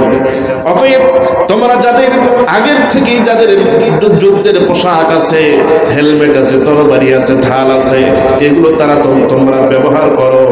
আর যাদের নাই, তোমরা এই মাথাটাকে পাগড়ি দিয়ে পেঁচায় পেঁচায় ঢেকে ফেলবা। কারণ যেহেতু মক্কা থেকে যারা আসতেছে তারা সবাই আপনজন, তারা সবাই রক্তের। অতএব দেখা মাত্রই যেন তোমাকে চিনে ফেলতে না পারে, এই জন্য চেহারাটা অন্তত ঢেকে ফেলো। যেহেতু লোহার হেলমেট নাই, চেহারা ঢাকার কোনো যন্ত্র নাই, পাগড়ি দিয়ে পেঁচায় পেঁচায় গলা পর্যন্ত ঢেকে ফেলো। শুধু চোখ দুটোকে বের করে রাখো, যাতে করে দেখে চিনতে না পারে। সাহাবীরা তাই করলেন। যাদের হেলমেট ছিল হেলমেট পরলেন, যুদ্ধের পোশাক পরলেন। আর অধিকাংশ সাহাবী হেলমেট নাই, পোশাক নাই, তারা পাগড়ি পরিধান করে লম্বা পাগড়ি দিয়ে সমস্ত মাথাকে পেঁচায় পেঁচায় এক গলা পর্যন্ত নিয়ে আসলেন এবং শুধু ছোট ছোট চোখ দুটো বের করে রাখলেন। এবার এই অবস্থায় যুদ্ধের ময়দানে তারা যখন শামিল হয়ে গেলেন, লড়াই শুরু হয়ে গেল। একটা পর্যায়ে আবু উবাইদা রাদিয়াল্লাহু তাআলা আনহু লড়াই চালিয়ে যাচ্ছেন কাফেরদের সাথে। একে একে তিনি কাফেরদের সাথে লড়াই করতে করতে একজন থেকে আরেকজন, আরেকজন থেকে আরেকজন, এইভাবে চলতেছেন, তরবারি চালাচ্ছেন। হঠাৎ করে আবু উবাইদা রাদিয়াল্লাহু তাআলা আনহু তিনি লক্ষ্য করে দেখতেছেন, আহারে, আমার সামনে তো আমার পিতা জাররাকে দেখা যায়, এটা তো আমার পিতা। এবার তিনি তার পিতাকে দেখা মাত্রই তিনি সেখান থেকে হঠাৎ করে তিনি আচমকা সরে পড়লেন। পিতার সঙ্গে তিনি লড়াই করতে চাইলেন না, তিনি কৌশল করে সরে পড়লেন, আরেকজন কাফেরের সাথে লড়াই শুরু করে দিলেন। যুদ্ধ করতেছেন, তরবারি চালাচ্ছেন, আর মনে মনে ভাবতেছেন, আহারে, আমার পিতা জাররা, তার কিসমতে ইসলাম জোটে নাই, আবু জেহেলের সঙ্গে এসেছে, আমার নবীকে হত্যা করার জন্য এসেছে, ইসলামকে মুছে ফেলার জন্য এসেছে, আল্লাহর বিরুদ্ধে, ইসলামের বিরুদ্ধে অবস্থান নিয়ে এসেছে। আমি আমার পিতাকে যে অবস্থায় দেখলাম, এই অবস্থায় আমার পিতা এখন তো যুদ্ধের ময়দান, আমার পিতা নয়, আমার পিতা এখন শিরকের প্রতি কুফরি শক্তি হয়ে এসেছে। অতএব তার সঙ্গে তো অবশ্যই লড়াই করা দরকার। কিন্তু আমি তার সঙ্গে পিতা সন্তান হয়ে পিতার সঙ্গে কেমনে লড়াই করি, এই মনে করে তিনি সরে গেছেন। এবার যখন এই চিন্তা ভাবনা তার মাথার মধ্যে ঘুরপাক খাচ্ছে, সিদ্ধান্ত তিনি নিয়েই ফেললেন না, আমি যদি এটা যুদ্ধের ময়দানে পিতাকে পিতা মনে করে যদি ছেড়ে দেই, পিতাকে আমি পিতা মনে করে যদি আমি তাকে ছেড়ে দেই, যুদ্ধ না করি, আর আমার নবীজি এই কারণে যদি আক্রান্ত হয়ে যান, আমার নবীজি যদি পরাস্ত হয়ে যান, তিনি যদি নিহত হয়ে যান, আক্রান্ত হয়ে যান, তাহলে আমি তো বেঈমান হয়ে যাব, আল্লাহর সামনে আসামি হিসেবে দাঁড়ানো লাগবে। অতএব পিতাকে পিতা মনে করা যাবে না, পিতাকে শিরকের প্রতীক মনে করতে হবে, কুফরি শক্তি মনে করে তার সঙ্গে লড়াই চালিয়ে যেতে হবে। এবার তিনি ভাবলেন, আর একটাবার যদি আমার পিতা আমার তরবারির সামনে এসে যায়, আমার তরবারি আমার পিতার সঙ্গে প্রয়োজনে কথা বলবে। আল্লাহু আকবার। আমার ভাইরা খেয়াল করেন, হক এবং বাতিল, আপনি যদি হকের পক্ষে থাকেন আর বাতিল শক্তি হয়ে যদি আপনার ভাই আসে, আপনার বাবাও আসে, তার বিরুদ্ধে প্রতিবাদ করার দরকার আছে না নাই? আসতে বলবেন না, আছে না নাই? প্রয়োজনে জীবন দিতে হবে, তবু বাতিল শক্তির সাথে কোনো আপোষ করা যাবে। আমার বন্ধুগণ খেয়াল করুন, এই 24-এর আন্দোলনের যে যুবক ভাইয়ের আন্দোলন করেছেন, আপনারা অনেকে খবরই রাখেন নাই। অনেকে প্রশাসনের অনেক বড় দায়িত্বে আছে, তার সন্তান মানে বাবার বিরুদ্ধে যুদ্ধ করতেছে, বাবা পুলিশ, সন্তান ছাত্র, সে অন্যায়ের বিরুদ্ধে প্রতিবাদ করছে, পিতা প্রশাসনের অবস্থান করছে, অথচ ছেলে ছাত্র বাবার বিরুদ্ধে দাঁড়িয়ে গেছে, অন্যায়ের বিরুদ্ধে দাঁড়িয়ে গেছে। এরকম হয়েছে কি হয় না? আমার বন্ধুগণ, আবু সাইদ মুগদরা দেখতে হবে, তারা কোন দলের নয়, কোন মতের নয়, তারা অন্যায়ের বিরুদ্ধে ঐক্যবদ্ধ হয়ে দাঁড়িয়েছিলেন। অতএব যে কোনো অন্যায়ের বিরুদ্ধে দাঁড়া থেকে যদি আমাদের শাহাদাতের নাজরানা পেশ করতে হয়, তাহলে আমরা তাই করব, কিন্তু কোন অন্যায়ের সঙ্গে আপোষ করতে আমরা রাজি। আমার ভাইরা সবাই রাজি আছেন তো? ইনশাআল্লাহ রাজি আছেন? কারা কারা হাত তুলে দেখান, আল্লাহু তাকবীর। শত শহীদের রক্তে ভেজা আমার বাংলাদেশে, মাহফিল থেকে বলছি কথা আজকে বীরের বেশে। শত শহীদের রক্তে ভেজা আমার বাংলাদেশে, মাহফিল থেকে বলছি কথা আজকে বীরের বেশে। আমি তো দেখেছি 15 বছর অন্যায় বিচার, ছাত্র জনতার আন্দোলনে পালালো স্বৈরাচার। কথা বলা ঠিক না? এখনই সময় কোরআনের রাজ কায়েমের, হে বীর, আজকের মাহফিল থেকে দিন আল্লাহর তাকবীর, লিল্লাহি তাকবীর। আমি তো দেখেছি সেনা হত্যা সদর দপ্তরে, আলেমদেরকে করলো গুলি শাপলা চত্বরে, ঠিক না? আমি তো দেখেছি সেনা হত্যা সদর দপ্তরে, হাফেজদেরকে করলো গুলি শাপলা চত্বরে। আমি তো দেখেছি আলেমদেরকে করতো নির্যাতন, কত আলেমদেরকে করলো ফাঁসির মঞ্চায়ন। আমি তো দেখেছি সাইদির উপর করেছে অত্যাচার, ইনজেকশনে বিষ দিয়েছিল জালেম স্বৈরাচার। কথা বলেন ঠিক কিনা মুসলমান? আমি তো দেখেছি সাইদির উপর করেছে অত্যাচার, ইনজেকশনে বিষ দিয়েছিল জালিম স্বৈরাচার। আজকে বিচার চাই সাইদি হত্যার, আজকে বিচার চাই ছাত্র হত্যার। সময় এসেছে বিচার চাওয়ার, জাগো হে বীর, সময় এসেছে বিচার চাওয়ার, জাগো হে বীর, লিল্লাহি তাকবীর। আমি তো দেখেছি রাস্তায় লোক থাকে অনাহারে, এক একে মন্ত্রী হাজার কোটি বিদেশে পাচার করে। আমি তো দেখেছি স্বৈরাচারের জুলুম নিপীড়ন, আমি তো দেখেছি আয়না ঘরের করুণ নির্যাতন। আমি তো দেখেছি 15 বছর করেছে দেশ শোষণ, আমি তো দেখেছি বিনা ভোটে করেছে দেশ শাসন। আজকে বিচার চাই স্বৈরাচারদের, আজকে বিচার চাই ভোট ডাকাতদের।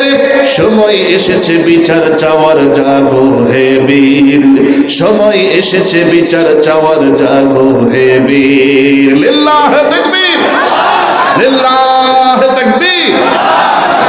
আমি তো দেখেছি গণহত্যা দিনে দুপুরে, আকাশ থেকে মারলো গুলি হেলিকপ্টারে। আমি তো দেখেছি গণহত্যা দিনে দুপুরে, আকাশ থেকে করলো গুলি হেলিকপ্টারে। আমি তো দেখেছি জুলাই আগস্ট রক্ত শহীদের, দেশের জন্য করিনি মায়া নিজের জীবনের। মুগ্ধ অসীম আবু সাঈদের রক্তে কেনা দেশ, মুগ্ধ অসীম আবু সাঈদের রক্তে কেনা দেশ। কোরআনের এই সংবিধানে চলবে বাংলাদেশ। কথা বলেন ঠিক কিনা? মুগ্ধ অসীম আবু সাঈদের রক্তে কেনা দেশ, কোরআনের এই সংবিধানে চলবে বাংলাদেশ। আজকে এক সবাই দেশটা সাজাই, আজকে এক সবাই দেশটা সাজাই। সময় এসেছে দেশ সাজাবার, জাগো হে বীর। সময় এসেছে দেশ সাজাবার, জাগো হে বীর। লিল্লাহি তাকবীর, নারায়ে তাকবীর। আল কোরআনের আলো, আল হাদিসের আলো। আমার নেতা তোমার নেতা, লিল্লাহি তাকবীর। আল্লাহ কবুল করুন বলছে আমিন, আর ওদের বলছে আমিন। তাহলে আমাদের ঈমান দুর্বল হওয়া লাগবে না মজবুত হতে হবে? সেই মজবুত ঈমান নিয়ে হযরত আবু উবাইদা রাদিয়াল্লাহু তাআলা ভাবলেন, পিতাকে পিতা মনে করা যাবে না, কুফরি শক্তি মনে করে তরবারি দিয়ে কথা বলতে হবে তার সঙ্গে। একটা পর্যায়ে কাফেরদের সঙ্গে লড়াই করতে করতে হঠাৎ করে দেখতে পেলেন তার তরবারির সামনে তার পিতা জারনা পড়ে গেছে।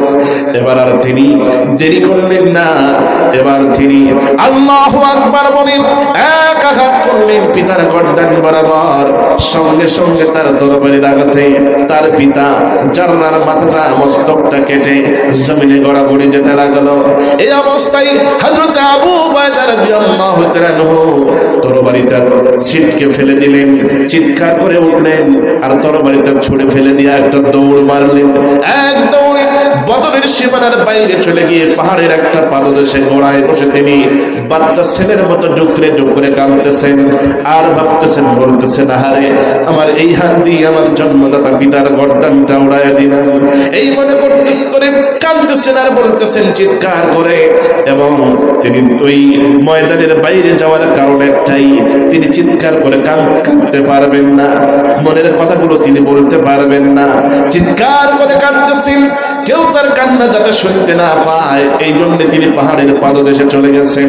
আর ওইভাবে তিনি বলতেছেন, আহারে আমার এই হাত দিয়ে আমি আমার জন্মদাতা পিতাকে দুনিয়া থেকে বিদায় করে দিলাম। আমার ভাইরা, তিনি এই কথা বলতেছেন কারণ ঈমান কিন্তু তার দুর্বল হয় নাই। এটা বলার কারণ সন্তান এবং পিতার মধ্যে মহব্বত তৈরি করে দিয়েছেন কে?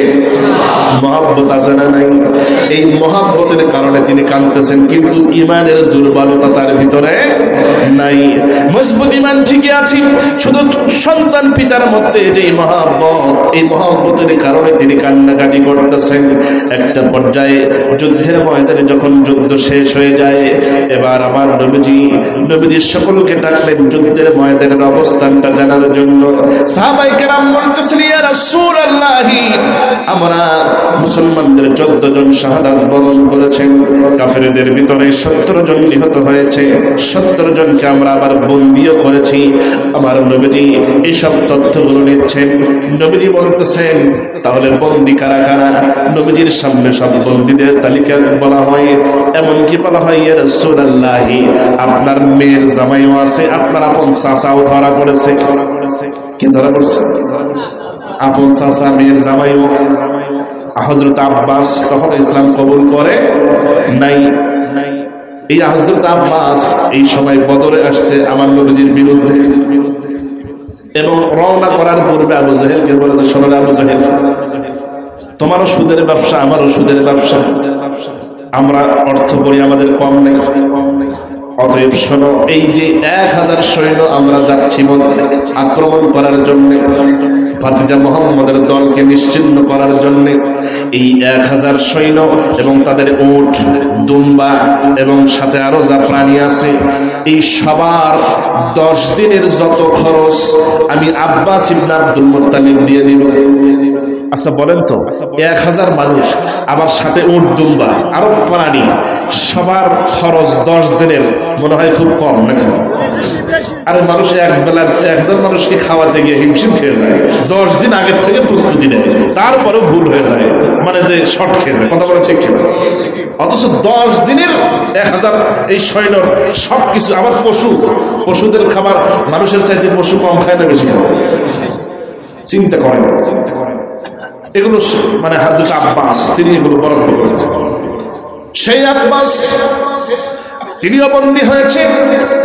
আবার নবীজি এবার বলতেছেন, শোনো সাহাবীরা, তাহলে আগে পরামর্শ হয়ে যাক, বন্দীদের ব্যাপারে কি পরামর্শ তোমাদের কাছে আছে বলো। আমার ভাইয়েরা, আচ্ছা আমরা মনে আলোচনা শেষ করে দিলে ভালো হয়। আচ্ছা 11টা বাজতে কয়েক মিনিট বাকি আছে, আর কয়েক মিনিট চলুক, নাকি চলবে কয়েক মিনিট? আপনাদের এলাকার একটা সুনাম আমি শুনেছি আগের থেকেই আছে এই এলাকায়, মানে 11টা পার হয় না, 11টার মধ্যেই। হ্যাঁ, না 11টা সর্বোচ্চ 11:15 এরকমটাই তো শুনি।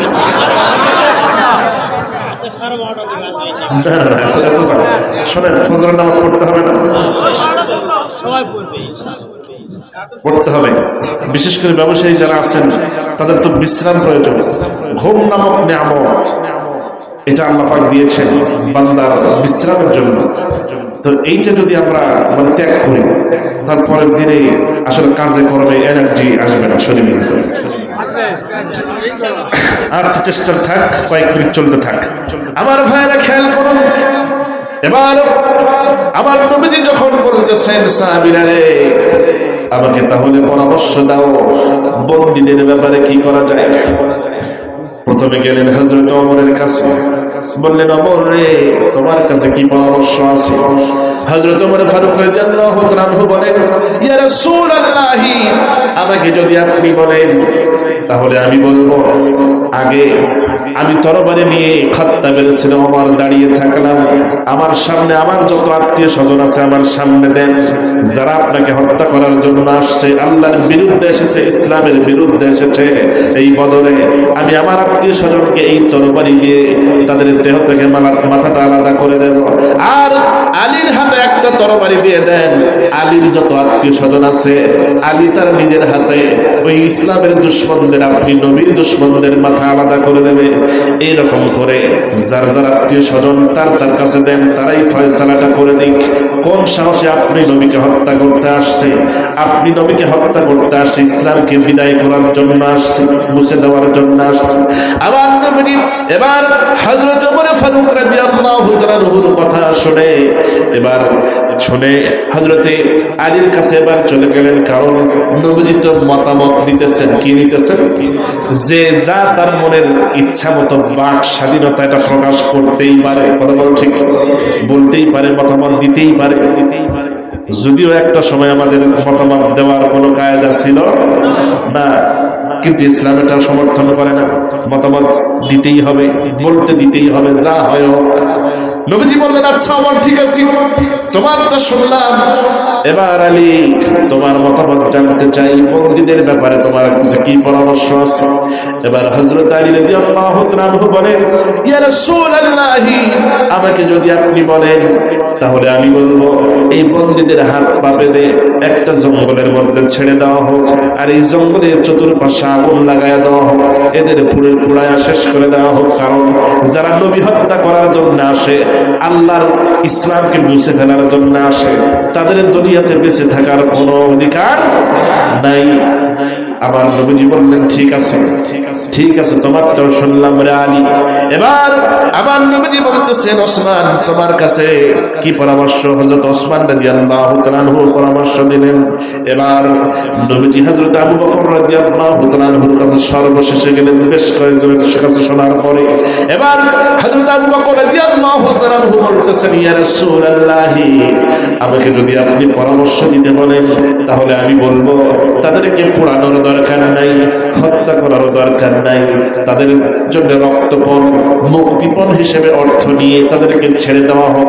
আর যারা ইসলাম কবুল করবে স্বেচ্ছায় তাদেরকে কোনো বিনিময় না নিয়ে ছেড়ে দেওয়া হোক। এটা হলো আমার পরামর্শ। আল্লাহর নবী হযরতে আবু বকর রাদিয়াল্লাহু তাআলা আনহুর পরামর্শটাই গ্রহণ করে নিলেন। সুবহানাল্লাহ, তারটাই গ্রহণ করলেন। যদিও হযরত ওমরের ফয়সালার উপরে আল্লাহ পাকের একটা ইশারা ছিল, কিন্তু ওই যে নবীজি পরামর্শ ভিত্তিক কাজ করেছেন, পরামর্শের ভিতরে বরকত আছে না নাই? আছে না নাই? এখন যে কোনো কাজ করতে গেলে একটু পরামর্শ করতে হবে। সেটা পরিবারের সদস্যদের নিয়ে হলেও, স্ত্রী আছে, সন্তান আছে, তাদের নিয়েও পরামর্শ করবেন। এর মধ্যে বরকত দিবেন কে? আমার ভাইয়েরা খেয়াল করুন। এবার আমার নবীজি বলতেছেন তাহলে তাই করো, মুক্তিপণ নিতে থাকো। এবার মক্কায় খবর পৌঁছে দেওয়া হয়েছে, যারা যারা বন্দী হয়েছে তাদেরকে ছেড়ে দেওয়া হবে, মুক্তিপণ নিয়ে যাও। যে যার আত্মীয় স্বজন, সন্তান, ভাই, পিতা, তারা মদিনায় চলে আসছে মুক্তিপণ নিয়ে চলে আসছে তাদের মুক্ত করার জন্য। একজন মুক্তিপণ দেয় আর তাদের বন্দীদেরকে মুক্ত করে মক্কায় নিয়ে চলে যায়। এইভাবে সিরিয়াল চলতেছে। আমার ভাইয়েরা একটা পর্যায়ে খবর চলে গেল আমার নবীজির কন্যার কাছে। তার তো নবীজির জামাই আটকা পড়ে গেছে। আমার নবীজি মেয়ে মক্কায় অবস্থান করছেন। তিনি যখন জানতে পারলেন স্বামীকেও বন্দী করা হয়েছে, মুক্তিপণ দেওয়ার বিনিময়ে ছেড়ে দেওয়া হচ্ছে, এবার তিনি কি করলেন? তার গলার একটা হার ছিল স্বর্ণের, এইটাকে সুন্দর করে প্যাকেট করে পাঠায় দিলেন। যেই হারটা আমার নবীজি বিবাহের সময় তার কন্যাকে উপহার হিসেবে দিয়েছিলেন, সেই হারটাই দিলেন মুক্তিপণ হিসেবে স্বামীকে মুক্ত করার জন্য। এবার মদিনায় চলে আসি। এই হারটা যখন দেওয়া হয়, নবীজির হাতে যখন এই হারটা পড়ে যায়, এই হারটা দেখা মাত্র নবীজি চিনে ফেললেন, এটা না আমার মেয়ের হাত, জামাইকে মুক্ত করার জন্য পাঠায় দিয়েছে আমার মেয়ে, এটা তো আমি দিয়েছিলাম বিবাহের সময়। নবীজি চোখের পানি ছেড়ে দিয়ে কাঁদতেছেন। আহারে হারটা অবশেষে আমার কন্যা পাঠায় দিল স্বামীকে মুক্ত করার জন্য। সাহাবায়ে কেরাম দেখতেছেন নবীজির চোখে পানি। এবার তারা বলতেছেন ইয়া রাসূলুল্লাহ, আপনার চোখে পানি কারণ কি? নবীজি বললেন ও সাহাবীরা রে, এই যে গলার হারটা দেখতেছো আমার কন্যা পাঠাইছে, এটা তো আমি বিবাহের সময় আমার মেয়েকে আমি হাদিয়া হিসেবে, উপহার হিসেবে দিয়েছিলাম। তার স্বামীকে মুক্ত করার জন্য এই হারটা পাঠাইছে। এই স্মৃতি মনে করে আমি কাঁদতেছি, অন্য কিছু নয়। এবার সাহাবায়ে কেরাম তারা কয়েকজন দূরে চলে গেলেন, একটু দূরে গিয়ে পরামর্শ করতেছেন তাহলে কি করা যায়। কারণ যুদ্ধে যখন আমরা সংগ্রাম করেছি, লড়াই করেছি, যুদ্ধের ময়দানের একটা নিয়ম আছে, যুদ্ধ করার পরে যে মাল সামানাগুলো তাদের দখলে চলে আসে এটা হলো গনিমতের মাল হিসেবে ধরা হয়, এটা ভাগ বন্টন করা হয়, সবাই এটার অংশ পায়। এবার সাহাবায়ে কেরাম সিদ্ধান্ত পরামর্শ দিলেন যেহেতু এটাও গনিমতের মধ্যে, অংশের মধ্যে চলে আসতেছে আর অতএব আমরা কয়েকজন পরামর্শ করে সিদ্ধান্ত নিতে চাই যে এই হারটা নবীজির কন্যাকে ফেরত দেওয়া হবে এবং কোনো মুক্তিপণ ছাড়াই আমরা তাকে মুক্ত করার সিদ্ধান্ত নিয়ে নিলাম। সুবহানাল্লাহ। এবার নবীজির কাছে এই কথা প্রস্তাব দেওয়া হয়, জানানো হয়। নবীজি বললেন ঠিক আছে, তোমাদের কথা ঠিক, তবে আমি খালি এইভাবে আমি তাকে ছেড়ে দিতে চাই না, কারণ সে কুফরি অবস্থায় এখনো আছে। আমি তাকে ছেড়ে দেবো একটা শর্তে, সেটা হলো নবীজি তার জামাইকে লক্ষ্য করে বললেন তুমি এখন মক্কায় চলে যাবে, আমার মেয়েকে পাঠায় দেবে তোমার সঙ্গে ঘর সংসার চলবে না এবং তোমাদের দুইজনকে আলাদা হয়ে যেতে হবে, বিচ্ছিন্ন করে দিতে চাই। যদি এই শর্তে রাজি হও তাহলে তোমাকে মুক্ত করে দেওয়া হবে। এবার নবীজির জামাই এই শর্তে রাজি হয়ে চলে যায় মক্কায় এবং নবীজির কন্যাকে পাঠায় দেয়। তাদের মধ্যে বিচ্ছেদ হয়ে যায়। এই শর্তে মুক্তিপণ আর দেওয়া লাগে না, এই শর্তে তাকে মুক্ত করে দেওয়া হয়। এইভাবে করে প্রায় সবার মুক্তি শেষ হয়ে গেছে মুক্তিপণ দিয়ে দেওয়ার মাধ্যমে। এবার চাচা আব্বাস, তার ব্যাপারে বলা হচ্ছে, চাচা আপনার জন্য তো এখনো কেউ এলো না, আপনার কে আসবে? আমার তো কেউ আসবে না, তুমি না আমার বাতি যাও, আমার এমনি ছেড়ে দিলি তো হয়। আমি তো তোমার চাচা হবো। চাচা এখানে চাচা ভাতিজা বলে কথা নেই, আপনি তো সুযোগ পেলে যুদ্ধের ময়দানে যেহেতু আসছেন আমাকে অবশ্যই আঘাত করতে হবে সুযোগ পেলে, অথবা আমার কোনো সাহাবীকে আপনি ঠিকই আঘাত করেছেন। আপনি ইসলামকে মুছে ফেলার জন্য আসছেন আবু জাহেলের সাথে, সুযোগ পেলে তো আপনি ঠিকই এসব করতেন। তো এখানে এটা যুদ্ধের ময়দান, হক বাতিলের ময়দান, অতএব এখানে চাচা ভাতিজার পরিচয় নাই। মুক্তিপণের সিদ্ধান্ত হয়ে গেছে। কি আপনার কাছে কি তথ্য আছে, কি দিবে দিয়ে এখান থেকে চলে যায়। ভাতিজা আমার কাছে দেওয়ার মতো কিছুই নাই। অথচ সে কিন্তু হযরত আব্বাস কিন্তু তখন সুদের রমরমা ব্যবসা আবু জাহেলের সাথে, মানে জাহেলিয়াতের যুগ। চিন্তা করেন, বলতেছে আমার তো দেওয়ার মতো কিছু নেই। যারা সুদের কারবার করে দেখবেন তাদের কাছে টাকা মানে থাকলেও তারা বলবে নাই নাই, কথা বল ঠিক। আবার তারা 5 পয়সারও হিসাব করে, তাই করে কিনা? 8 আনা 4 আনা 1 পয়সা 1 টাকা এগুলোর হিসাব তাদের কাছে গুরুত্বপূর্ণ বেশি। খেয়াল করেন। এবার হযরত আব্বাস বলতেছে আমাকে এমনি ছেড়ে দাও, তোমার চাচি মনে হয় টেনশন করতেছে। বলতেছে চাচা বুঝলাম আপনার কিছু নাই, কিন্তু আপনি এই বদরে রওনা দেওয়ার সময় চাচি আমার কাছে যে 6টা স্বর্ণের টুকরা জমা দিয়ে আসলেন, ওইগুলোর কি খবর? হযরত আব্বাস তো আশ্চর্য হয়ে গেছে, আর চমকে উঠছে। ভাতিজা এই খবর তো তোমার চাচি আর আমি ছাড়া আর কেউ জানে না, তুমি কেমন জানো? চাচা ওই জন্যই তো আমি আল্লাহ নবী। সুবহানাল্লাহ। তাকে জানাইছেন কে বলেন তো? আমার নবীজি বললেন চাচা এই জন্যই তো আমি আল্লাহর নবী। হযরত আব্বাস আশ্চর্য হয়ে গেলেন। এবার তিনি যে ঈমান আনবেন তার কিছুটা লক্ষণ তখনই প্রকাশ পেয়ে গেল। তখনও ঈমান আনেন না, একটু পরে এনেছেন। আমার ভাইরা এইভাবে করে মুক্তিপণের বিনিময়ে মুক্তি সকলের মুক্ত হয়ে যায়। সব যখন শেষ হয়ে গেল, পরম নবী এবার তালাশ করছেন সাহাবীরা রে আমার আবু উবায়দা কোথায়, একটু আমার সামনে হাজির কর। মনে আছে তো? আবু উবায়দা রাদিয়াল্লাহু তাআলা আনহুকে নবীজি তালাশ করছেন, কেউ পায় না, সবাই খুঁজতেছে। কোন সাহাবী বলতেছে ইয়া রাসূলুল্লাহ আমি তো আমার পাশেই তাকে যুদ্ধ করতে দেখেছি, আমিও লড়াই করেছি, আবু উবায়দাও লড়াই করেছে, হঠাৎ করে কোথায় যেন চলে গেল বুঝতে পারি নাই। এরকম 2-4 জন সাহাবী বলতে শুরু করলো ইয়া রাসূলুল্লাহ হ্যাঁ আমিও দেখেছি আমার পাশে লড়াই করতে। নবীজি বললেন তাহলে ভালো করে খুঁজে দেখো। বদরের প্রান্তরে চতুর্দিকে তারা খোঁজে কিন্তু পায় না। নবীজি বলতেছেন এই বদরের সীমানার একটু বাইরে গিয়ে খুঁজো, দেখো তো পাওয়া যায় কিনা। এবার কয়েকজন সাহাবী বদরের সীমানার বাইরে চলে গেলেন খুঁজতে খুঁজতে। এবার নবীজি বদরের সীমানার বাইরে যাদের যেতে বললেন তাদের মধ্যে হযরত ওমর ফারুক রাদিয়াল্লাহু তাআলা ছিলেন। তিনি এবার খুঁজতে খুঁজতে বদরের সীমানার বাইরে পেয়ে গেলেন। হযরত আবু উবায়দাকে দেখে ফেললেন, বাচ্চা ছেলের মতো পাহাড়ের গোড়ায় বসে টুকরি টুক করে কাঁদতেছে। কান্নাকাটি করে চোখ লাল হয়ে গেছে, চোখ ফুলে গেছে, কান্না থামে না। আহারে এবার তার কাছে গিয়া হযরত ওমর ফারুক রাদিয়াল্লাহু তাআলা বলতেছেন আবু উবায়দা রে তুমি কেন এখানে বসে আছো, এখানে কেন কাঁদতেছো রে আবু উবায়দা? নবীজি তোমাকে তলব করেছেন, যেতে বলেছেন, তোমাকে খোঁজার জন্য সাহাবীরা চতুর্দিকে ছড়িয়ে পড়েছে। নবীজি যেতে বলেছেন আবু উবায়দা চলো যাই। হযরত আবু উবায়দা রাদিয়াল্লাহু তাআলা হযরত ওমর ফারুক রাদিয়াল্লাহু তাআলার সঙ্গে রওনা করলেন। এবার নবীজির সামনে যখন গিয়ে হাজির হলেন আবু উবাইদার কান্না এখনো থামে না, চোখ দিয়ে পানি পড়ে। আর আমার নবীজি আবু উবাইদার দিকে তাকায়া মুস্কি মুস্কি হাসতেছে। কিছুক্ষণ যখন এরকম চলতে থাকে, সাহাবায়ে কেরাম এই দৃশ্য দেখে তারাও অবাক হয়ে যাচ্ছেন, আশ্চর্য হয়ে যাচ্ছে। কেউ কেউ ভাবতেছেন আরে বুঝতে পারলাম না, আবু উবাইদা কাঁদে, নবীজি হাসেন, তার দিকে তাকায়া ব্যাপারটা কি, কারণটা কি? কেউ বলার সাহসও পাচ্ছে না। দুই একজন সাহস করে বলে ফেললো, ইয়া রাসূলুল্লাহ, আমাদের জীবন, আমাদের পিতামাতা, আমাদের সম্পদ আপনার জন্য কোরবান হয়ে যাক। আপনি যদি অনুমতি দেন আমরা কি একটা কথা জিজ্ঞেস করতে পারি নাকি? নবীজি বললেন, সাহাবীরা রে, কি জিজ্ঞেস করতে চাও করো, কোনো অসুবিধা নাই। এবার সাহাবীরা বলতেছেন, ইয়া রাসূলুল্লাহ, আপনি মুস্কি মুস্কি হাসতেছেন আবু উবাইদার দিকে তাকায়া।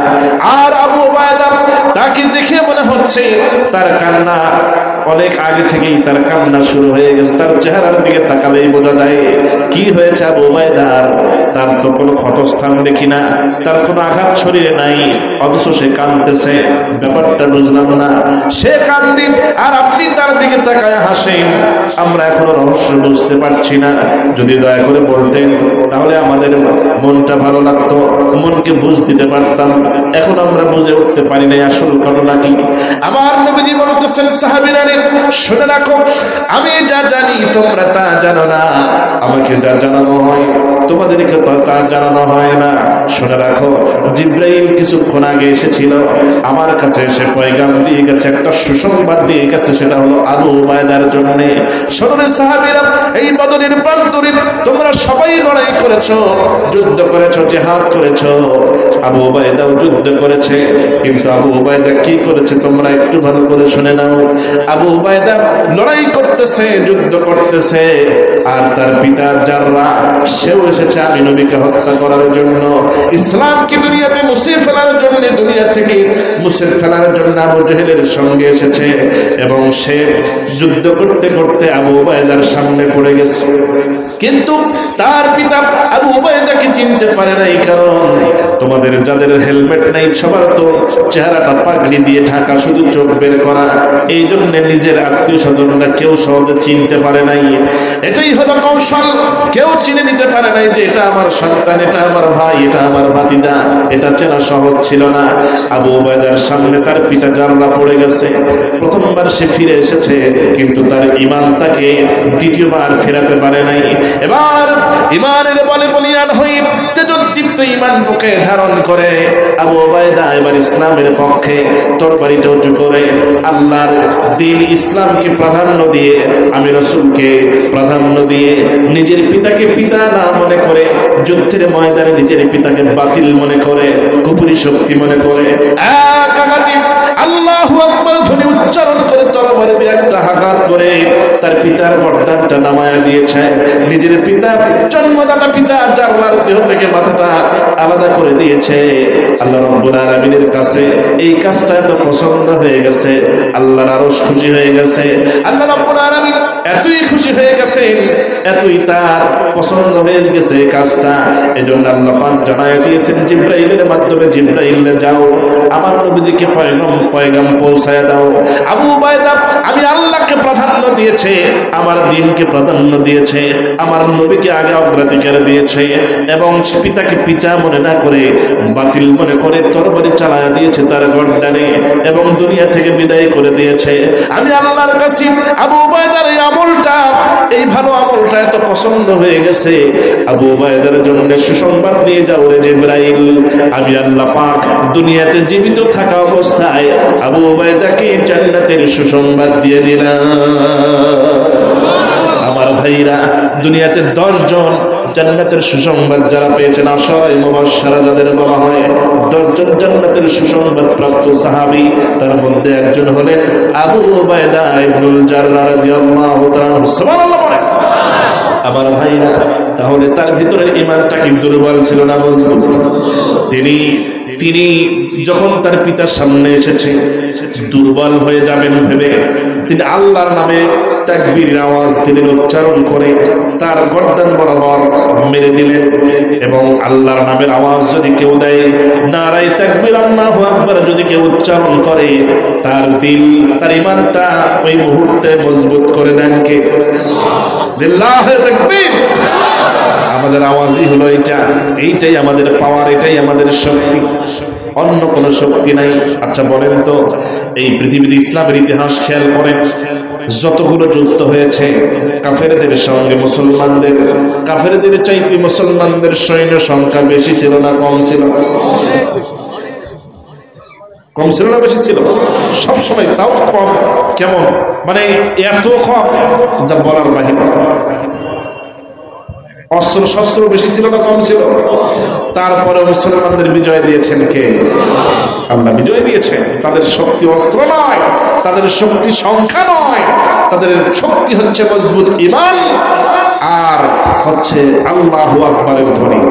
এটাই হচ্ছে তাদের পাওয়ার, তাদের শক্তি।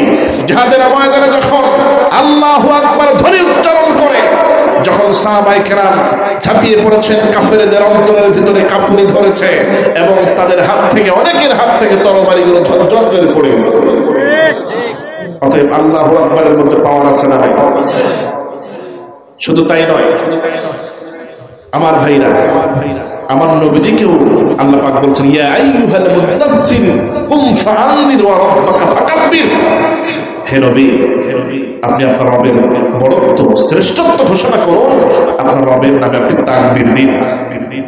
আমরা নিজেই বলছি যে তাকবীর জন্ম এবং মৃত্যু সব সময় নামাজে সব জায়গায় আছে না নাই? এটাই আমাদের কলিজার সাথে সম্পর্ক।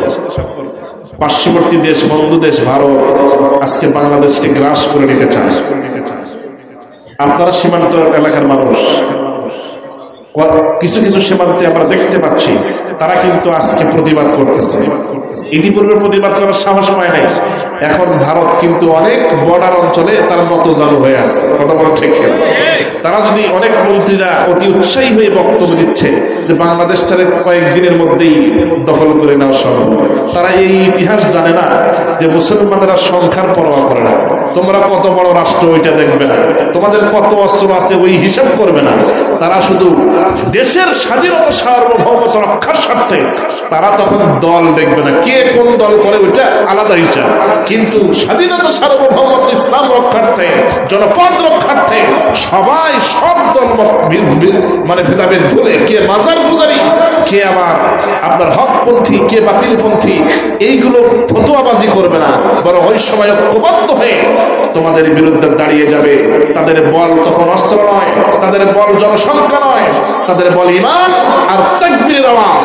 তোমরা ইতিহাস থেকে বুঝে যাবে, এতে কোনো সন্দেহ নাই।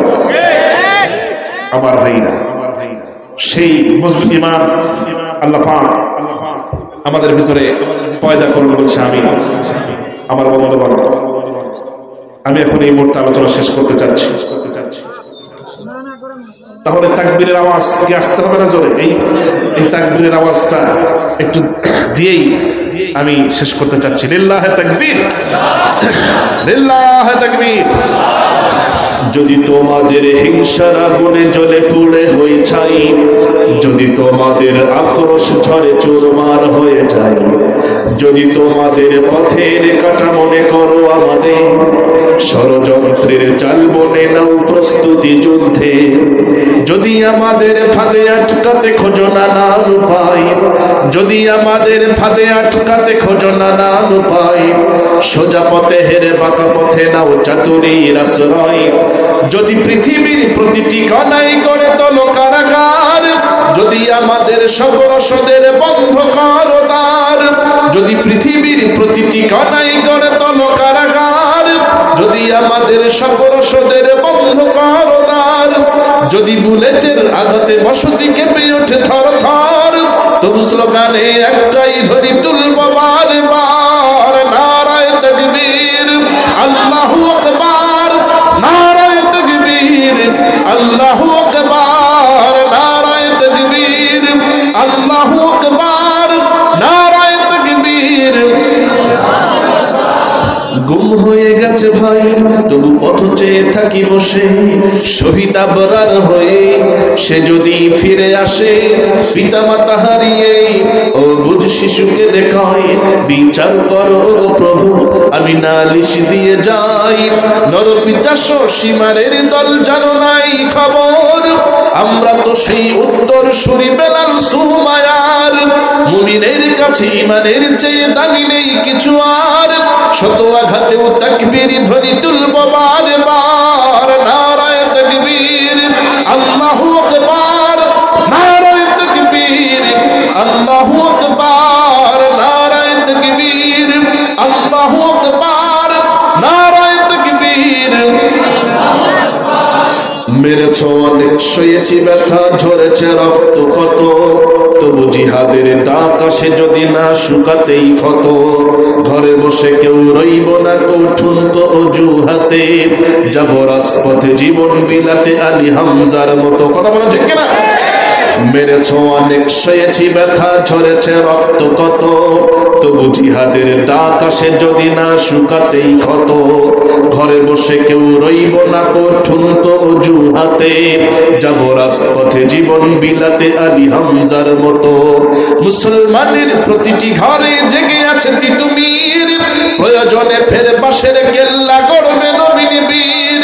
মুসলমানের প্রতিটি ঘরে জেগে আছে তিতুমির, প্রয়োজনে ফের বাঁশের কেল্লা গড়বে নবীন বীর।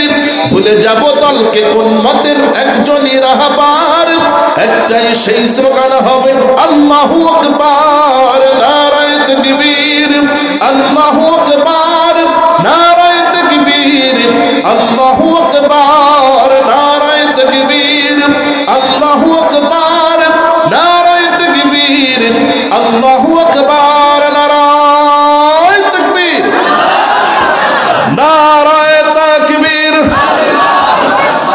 আল কোরআনের আলো, আল হাদিসের আলো, আমার নেতা তোমার নেতা, লিল্লাহে তাকবীর। এই আওয়াজ মুসলমানদের করে যাওয়ার সাথে সম্পর্ক, এই আওয়াজ পৃথিবীর কেউ কেড়ে নিতে পারবে আমার ভাইরা। এই আওয়াজ ইমানকে মজবুত করে। এখন আসুন যেই সূরা থেকে আলোচনা করেছি এটার একটু আমল বলে দিই, মানে লাভটা কি। এই সূরা নবীজি বলেছেন ইন্না সূরাতান ফিল কুরআনি 30 আয়াতান শাফাআতান লিসাহিবিহা হাত্তা গুফিরা লাহু তাবারাকাল্লাযী বিয়াদিহিল মুলক। হযরত আবু হুরায়রা থেকে বর্ণিত হাদিস, নবীজি বলেছেন নিশ্চয়ই কোরআনে কারীমের ভিতরে এমন একটা সূরা আছে যার আয়াত সংখ্যা হলো 30টা। এই আয়াত যে পড়বে, তেলাওয়াত করবে এবং আমল করবে, আল্লাহ পাক মানে গুফিরা লাহু শব্দ এসেছে, আল্লাহ পাক তাকে ক্ষমা করে দিবেন। তার মানে যাকে ক্ষমা করা হবে সেই হচ্ছে জান্নাতের মেহমান। সুবহানাল্লাহ। আরেকটা হাদিস এসেছে হযরত আনাস থেকে বর্ণিত হাদিস, এখানে এসেছে নবী করিম সাল্লাল্লাহু আলাইহি সাল্লাম বলেন কিয়ামতের ময়দানে আল্লাহ যখন বান্দার বিচার শুরু করবে, এই সূরা মুলক তার সাথে দাঁড়িয়ে যাবে, আল্লাহর সাথে তর্ক করা শুরু করবে। এমনকি বুখারী এবং মুসলিম শরীফের সহিহ হাদিসের মধ্যে এসেছে যে এমন শব্দ এসেছে যে এই সূরা মুলক আল্লাহর সঙ্গে ঝগড়া পর্যন্ত করে হলেও ওই বান্দাকে ধরে নিয়ে জান্নাতে চলে যাবে। আরেকটা হাদিসে এসেছে নবী করিম সাল্লাল্লাহু আলাইহি সাল্লাম বলেছেন এই সূরা মুলকের আমল যারা করবে, এই অবস্থায় যদি ইন্তেকাল হয়ে যায়, কবরের জিন্দেগিতে তার আযাবকে হালকা করা হবে। অন্য বর্ণনা এসেছে কবরের জিন্দেগিতে তার আযাব হবে না। সুবহানাল্লাহ। তাহলে চিন্তা করেন, আমাকে মাফ করে দেওয়া হবে, কবরে কোনো আযাব হবে না, আবার কিয়ামতে আল্লাহর সাথে তর্ক করে আমাকে জান্নাতে নিয়ে যাবে। তাহলে এই সূরার ক্ষমতা পাওয়ার কম না বেশি? অতএব এর আমল করার দরকার নাই। এখন হয়তো অনেকেই ভাবতেছেন আমি তো কোরআন পড়তেই পারি না, তাহলে আমার কি হবে? এরকম কিছু আছে না? নাই। ইসলামে হতাশা বলতে কোনো শব্দ নাই, কেউ হতাশ হবেন না। ইসলাম হতাশ করার জন্য আসে নাই। এখন বিভিন্ন কারণে হয়তো শিখতে পারেন নাই, পারি নাই। আপনারা চেষ্টা করবেন, চেষ্টার সময় তো শেষ হয় নাই, চেষ্টা করতে থাকবেন। এবং প্রত্যেকের হাতে কিন্তু এই মোবাইল আছে। এই মোবাইলে কেউ যদি মনে করে 30 পারা কোরআন আমি শুনবো, বলেন তো শোনা যাবে কিনা? কেউ যদি মনে করে সূরা মুলকটা আমি অর্থ সহ শুনতে চাই, শোনার উপায় আছে না ভাই? ব্যবসায়ী ভাইরা ব্যবসাও করবেন, সূরা মুলক এরকম শুধু সূরা মুলকটা এক এক সূরা এক এক আমল, সূরা মুলকটা আপনি অর্থ সহ চালু করে দেবেন, অর্থ সহ বুঝতে বুঝতে এটা বুঝে আপনি যখন আমল করা শুরু করবেন এবং পড়তেও চেষ্টা করবেন, বিশেষ করে রমজান মাস সামনে আসতেছে, এটাকে মাসটাকে কাজে লাগাবেন কোরআন শিক্ষার জন্য, তাহলে দেখবেন এই কয়েকটা হাদিসের আরো আছে, আমি বলিনি সবগুলো, এই কয়েকটা হাদিসের সবগুলো পুরস্কার আল্লাহ পাক আমাদের সকলকে দান করে দিবেন। সুবহানাল্লাহ, আল্লাহ কবুল করুন। আমিন। আখির দাওয়ানা আলহামদুলিল্লাহি রাব্বিল আলামিন।